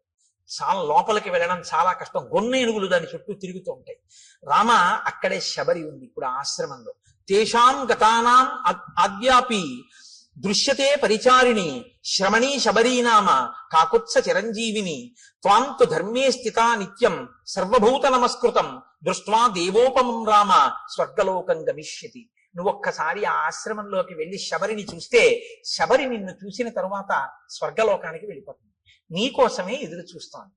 రామ, అక్కడ నుంచి కొంచెం ముందుకు వెడితే ఎప్పుడు ఏనుగులు తిరుగుతూ ఉంటాయి. ఆ ఏనుగులు తిరుగుతున్నటువంటి ప్రాంతానికి లోపలే మతంగ మహర్షి చేత నిర్మింపబడిన మతంగవనము అని ప్రసిద్ధికెక్కినటువంటి ఆశ్రమం ఉంది. అక్కడే పంపా సరోవరానికి తూర్పున ఋష్యమూకము అనేటటువంటి ఒక పెద్ద పర్వతం ఉంది. ఆ పర్వతం యొక్క గొప్పతనం ఏమిటో తెలుసా రామ?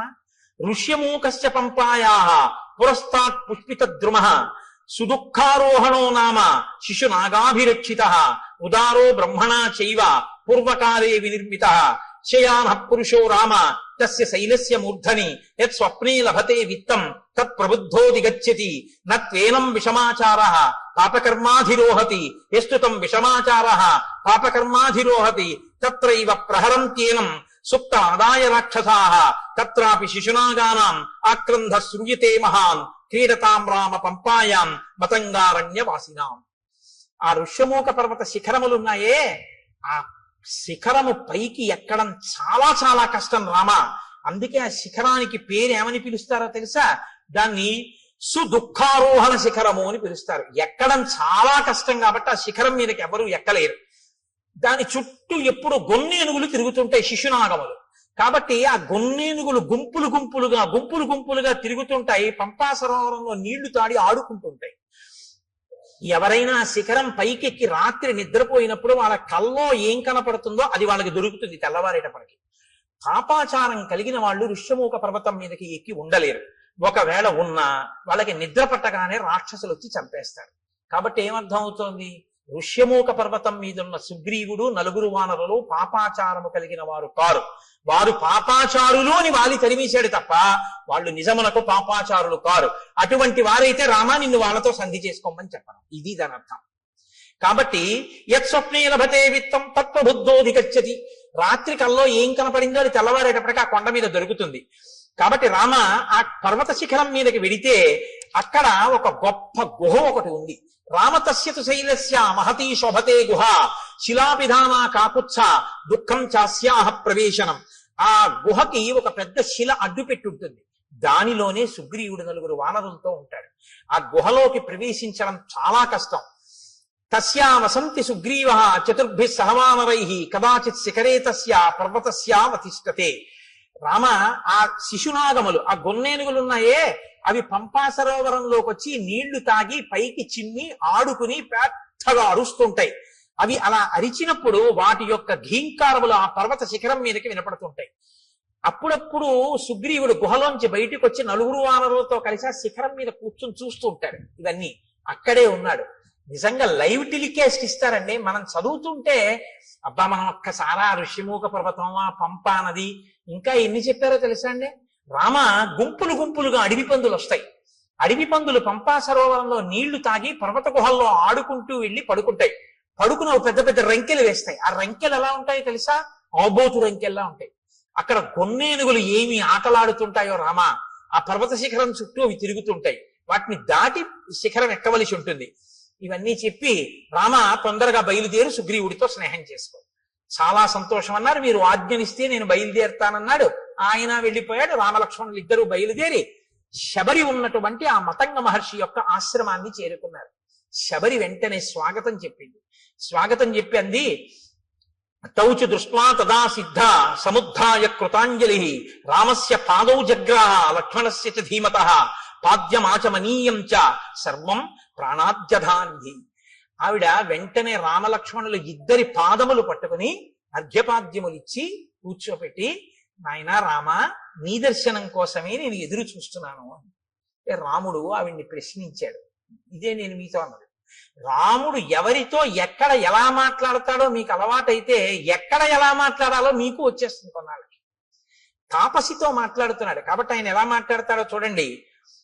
తమువాచ తతో రామః శ్రమణీం సంసిత వ్రతాం కచ్చిత్తే నిర్జితాః విఘ్నాః కచ్చిత్తే వర్ధతే తపః కచ్చిత్తే నిహిత క్రోధాహారస్య తపోధనే కచ్చిత్తే నియమాః ప్రాప్తాః కచ్చిత్తే మనసః సుఖం కచ్చిత్తే గురు శుశ్రూషా సఫలా చారుభాషిణి. ఓ శబరి, నీ తపస్సు విఘ్నం లేకుండా కొనసాగుతోందా? నువ్వు ఆహారమును స్వీకరించేటప్పుడు నియమాన్ని ఉల్లంఘించకుండా ఆహారాన్ని తీసుకోవడంలో ఏ ఇబ్బంది లేకుండా తీసుకుంటున్నావంటే రుచికి లొంగకుండా ఉండగలుగుతున్నావా? కచ్చిత్తే వర్ధతే తపః, తపస్సు రోజు రోజుకి పెంచుకోగలుగుతున్నావా? ప్రతిరోజు నియమాలు పాటిస్తున్నావా? నీ మనసు సుఖంగా ఉంటోందా? నీ గురు శుశ్రూష బాగా చరిగిందా? నాకు వాటి గురించి చెప్పు. ఎవరిని ఏవడగాలో అవి అడగాలి. అడిగితే ఆవిడ చాలా సంతోషించింది. అద్య ప్రాప్తా తపస్సిద్ధి తవ సందర్శనాన్మయ అద్యమే సఫలం తప్తం గురువస్య సుపూజితాః అద్యమే సఫలం జన్మ స్వర్గస్యైవ భవిష్యతి త్వయిదేవ వరే రామ పూజితే పురుషస్వభ చక్షుషా తప సౌమ్యేన పూతాస్మి రఘునందన గమిష్యాం అక్షయాన్ లోకాన్ తత్ప్రసాదాదరిందమా. ఆయన ఎప్పటి నుంచో నీ దర్శనం కోసమే ఎదురు చూస్తున్నాను. నా తపస్సు ఇంతకాలం నిర్విఘ్నంగా సాగింది అని గుర్తు ఏమిటో తెలుసా? నా తపస్సు సిద్ధి పొందింది అనడానికి తార్కాణమే నీ దర్శనం. నీ దర్శనం కోసమే చూస్తున్నాను. నీ దర్శనం కోసమే ఇంతకాలం నుంచి ఎదురు చూస్తూ ఉన్న నాకు ఈ కన్నులతో నిన్ను చూసే భాగ్యం కలిగింది కాబట్టి, నేను ఉన్న ప్రయోజనం పూర్తయిపోయింది కాబట్టి, నువ్వు అనుమతించిన తర్వాత ఇంకా నేను ఊర్ధ్వలోకాలకి వెళ్ళిపోతాను. మయాతు వివిధం వన్యం సంచితం పురుషర్షభ తవార్థే పురుష వ్యాఘ్ర పంపాయాస్తీర సంభవం. పంపా నదీ తీరమునందు ఉన్నటువంటి అనేకమైన కందమూలములను ఫలములను నువ్వు ఎప్పుడొస్తావో నీకు పెడదామని నేను తీసుకొచ్చి దాచి ఉంచాను. అంటే మీరు ఈ మాటలో ఒక విషయం గుర్తుపెట్టుకోవాలి. శ్రద్ధ అనొకటి. శ్రద్ధ అంటే ఏమిటో తెలుసా అండి?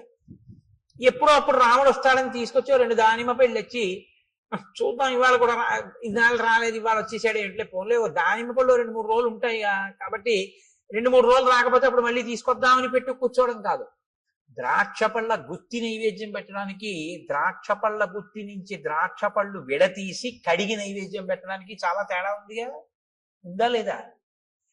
నీకు గుత్తిస్తే తింటారా? విడదీసి కడిగి పట్టరా అంటారా? అనరా? ఈశ్వరుడు తినాలంటే గుత్తి ఎలా నైవేద్యం పెడుతున్నావు? నీకు తినాలని కోరుకుంటే పూజలో అంతర్భాగం చక్కగా పళ్ళన్నీ విడదీసి నీళ్లతో కడిగి పళ్ళెంలో చక్కగా అందులో మెత్తబడిపోయిన పళ్ళు తీసేసి మిగిలిన పళ్ళు వెండి పళ్ళెంలో నీ వెండి పళ్ళెం కూడా కాదుగా, ఇచ్చారుగా పెద్ద పళ్ళెం చక్కగా నైవేద్యం పెట్టమని, అందులో చక్కగా విశాలంగా పెట్టి రామ చక్కగా మెల్లగా అమ్మ నా తల్లి సీతమ్మ లక్ష్మణయ్య ఒక్కొక్క పండు తీసుకుని హాయిగా తినండి అని ఆ పళ్ళెం అక్కడ పెట్టి ప్రశాంతంగా నివేదన చెయ్యి. నువ్వు కడిగినందుకు పొంగిపోతాడు ఆయన. అది పూజ. ఓరి ఓరి ఓరి వీడు నేను తినాలని పళ్ళు కడుగుతున్నాడు సీత చూసావా అంటాడు. గుత్తి అక్కడ ఎట్టి నైవేద్యం పెట్టు. ఏమన్నా చూసారా?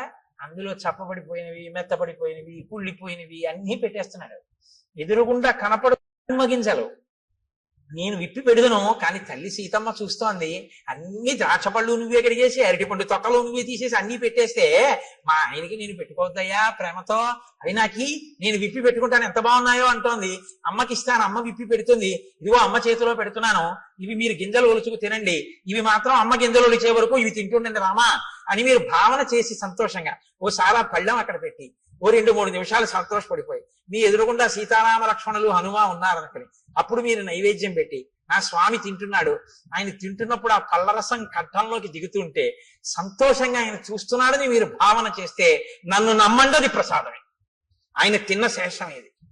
అసలు ఆ భావన లేకపోతే మిమ్మల్ని నైవేద్యం పెట్టమని పంపించిన ఆయన యొక్క ద్రవ్యం వృధా తప్ప ఉపయోగమే ఉండదు.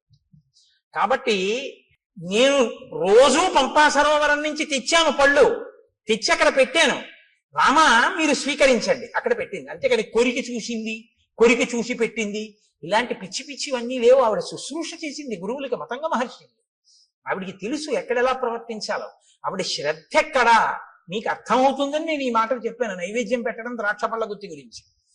ఆవిడ అలా ప్రతిరోజు సేకరించి తీసుకొచ్చి అక్కడ పెట్టింది. ఏమో రాముడు వస్తాడేమో పెట్టుకోవాలి, ఎప్పటి పళ్ళప్పుడు. నేను చైతన్య కుసుమ ప్రియా అమ్మవారు.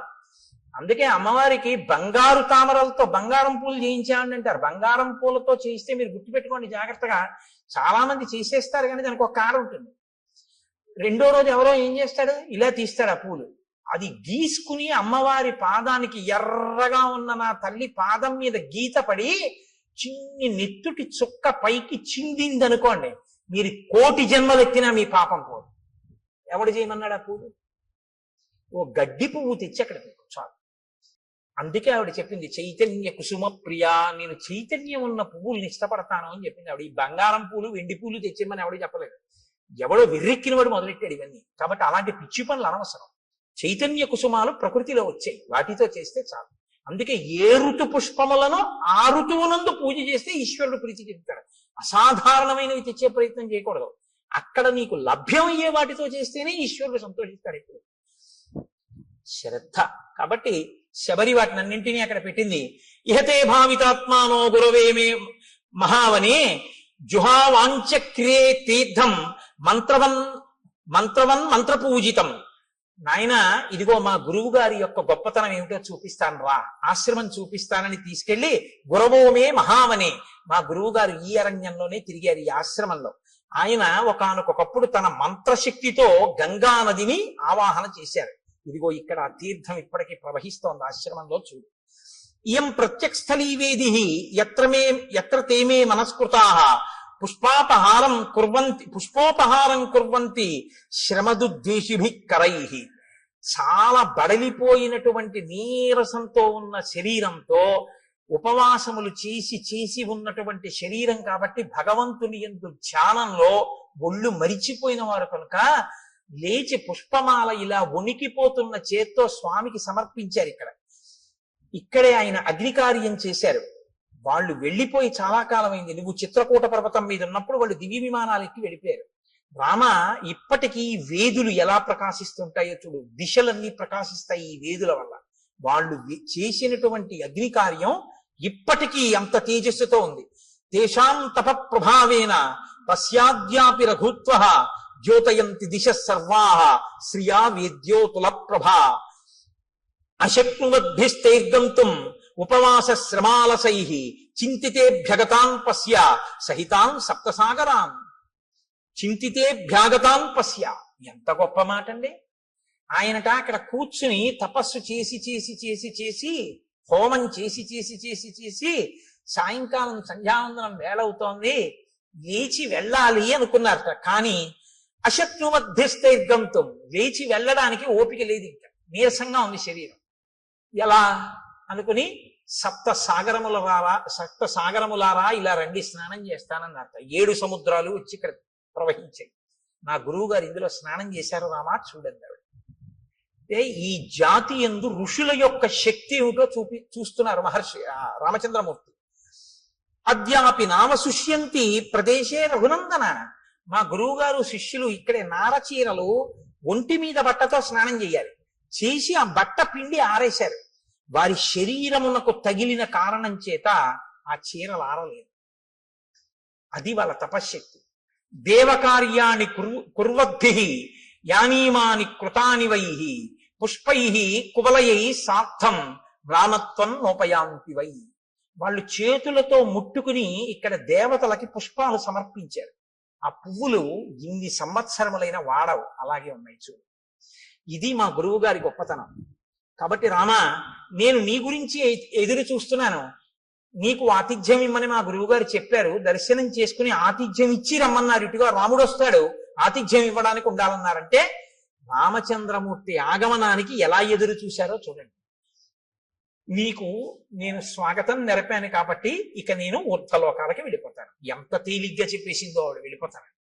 రాముడు లక్ష్మణుడి వంక చూసి శరభంగాశ్రమంలో చూశారు ఈ శక్తి. ఒక ఆడది తాపసి సన్యాసి, ఆవిడ చెప్తోంది వెళ్ళిపోతానని. ఈ దేశంలో ఆడవాళ్లు కూడా అంత తపశ్శక్తి సంపన్నులు. అనసూయని చూసాం, శబరిని చూస్తున్నాం. కాబట్టి ఇత్యుక్తా జటిలా వృద్ధ చీరకృష్ణాజినంబర తస్మిన్ ముహూర్తే శబరి దేహం జీర్ణం జిహాసతి అనుజ్ఞాతాతు రామేణ హుత్వాత్మానం హుతాశనే జ్వలత్సావ సంకాశ స్వర్గమేవ జగామస దివ్యాభరణ సంయుక్త దివ్యమాల్యానులేపన దివ్యాంబరధరా తత్ర బభూవ ప్రియదర్శన విరాజయంతి తం దేశం విద్యుత్ సౌదామినీ యథా యత్ర తే స్మృతాత్మానో విహరంతి మహర్షయః తత్పుణ్యం శబరీ స్థానం జగామాత్మ సమాధిన. ఆవిడ కట్టుకున్నటువంటి నారచీర, ఆవిడ కట్టుకున్నటువంటి కృష్ణాజినాంబరం మొదలైనటువంటి వాటిని విడిచిపెట్టేసేసి ఆవిడ ఆ ఏవి కట్టుకుందో వాటితోటే అక్కడ అగ్నిహోత్రాన్ని రగల్చి అగ్నిహోత్రంలోకి ప్రవేశించింది.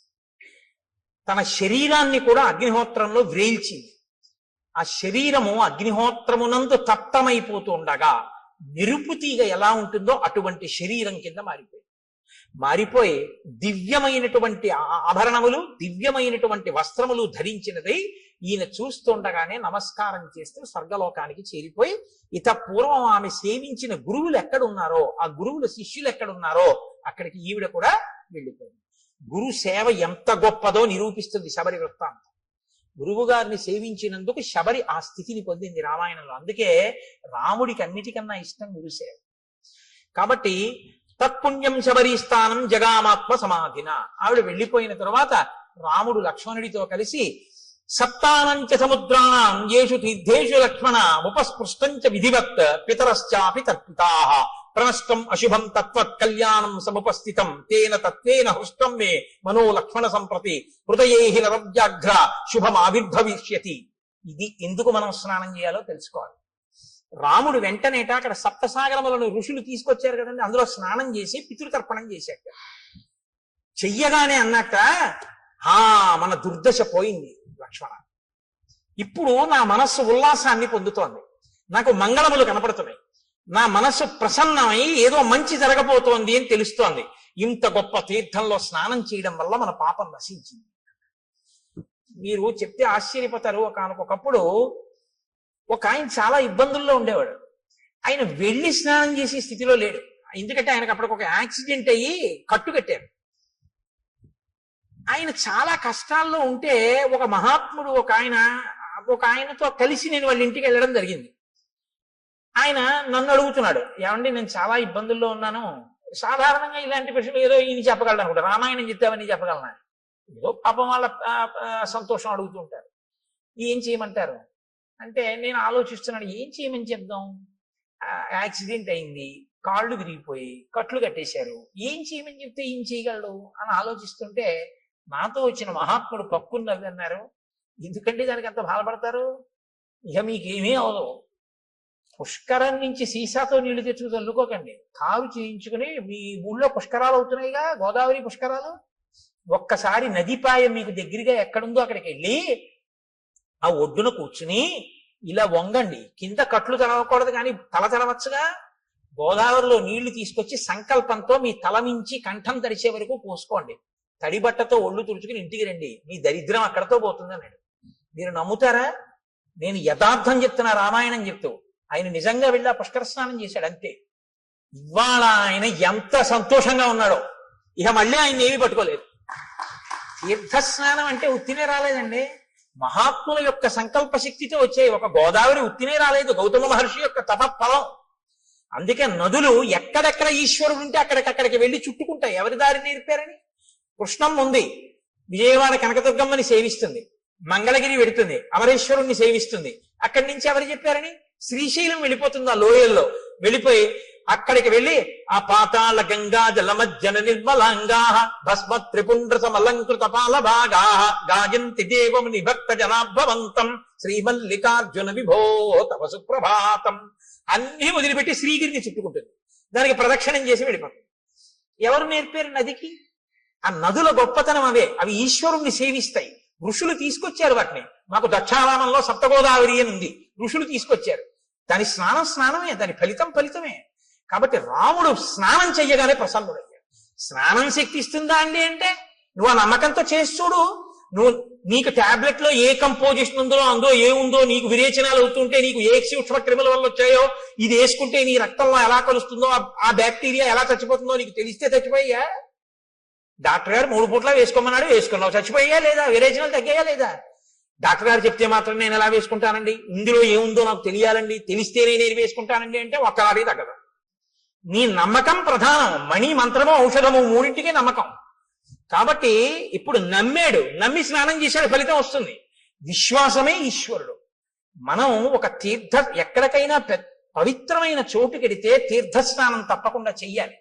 కాబట్టి రాముడు ఆ స్నానం చేసి ఉల్లాసాన్ని పొంది సంతోషించి లక్ష్మణుడితో కలిసి నువ్వు వెళ్ళి ఋష్యమూక పర్వతం మీద సుగ్రీవుణ్ణి కలుసుకో అని చెప్పి ఆనందంగా ఇద్దరూ కలిసి ఆ పంపా సరోవరంలో తిరుగుతూ ఇంకా సుగ్రీవుని యొక్క దర్శనం కోసమని ఎదురు చూస్తున్నారు.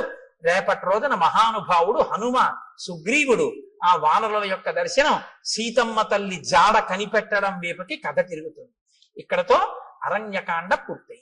కాబట్టి మనం ఒక్కసారి రామనామం చెప్పుకుని 11 పర్యాయాలు సంతోషంగా తర్వాత మంగళహారతి ఇచ్చిన తర్వాత ప్రసాదం స్వీకరించి బయలుదేరదాం.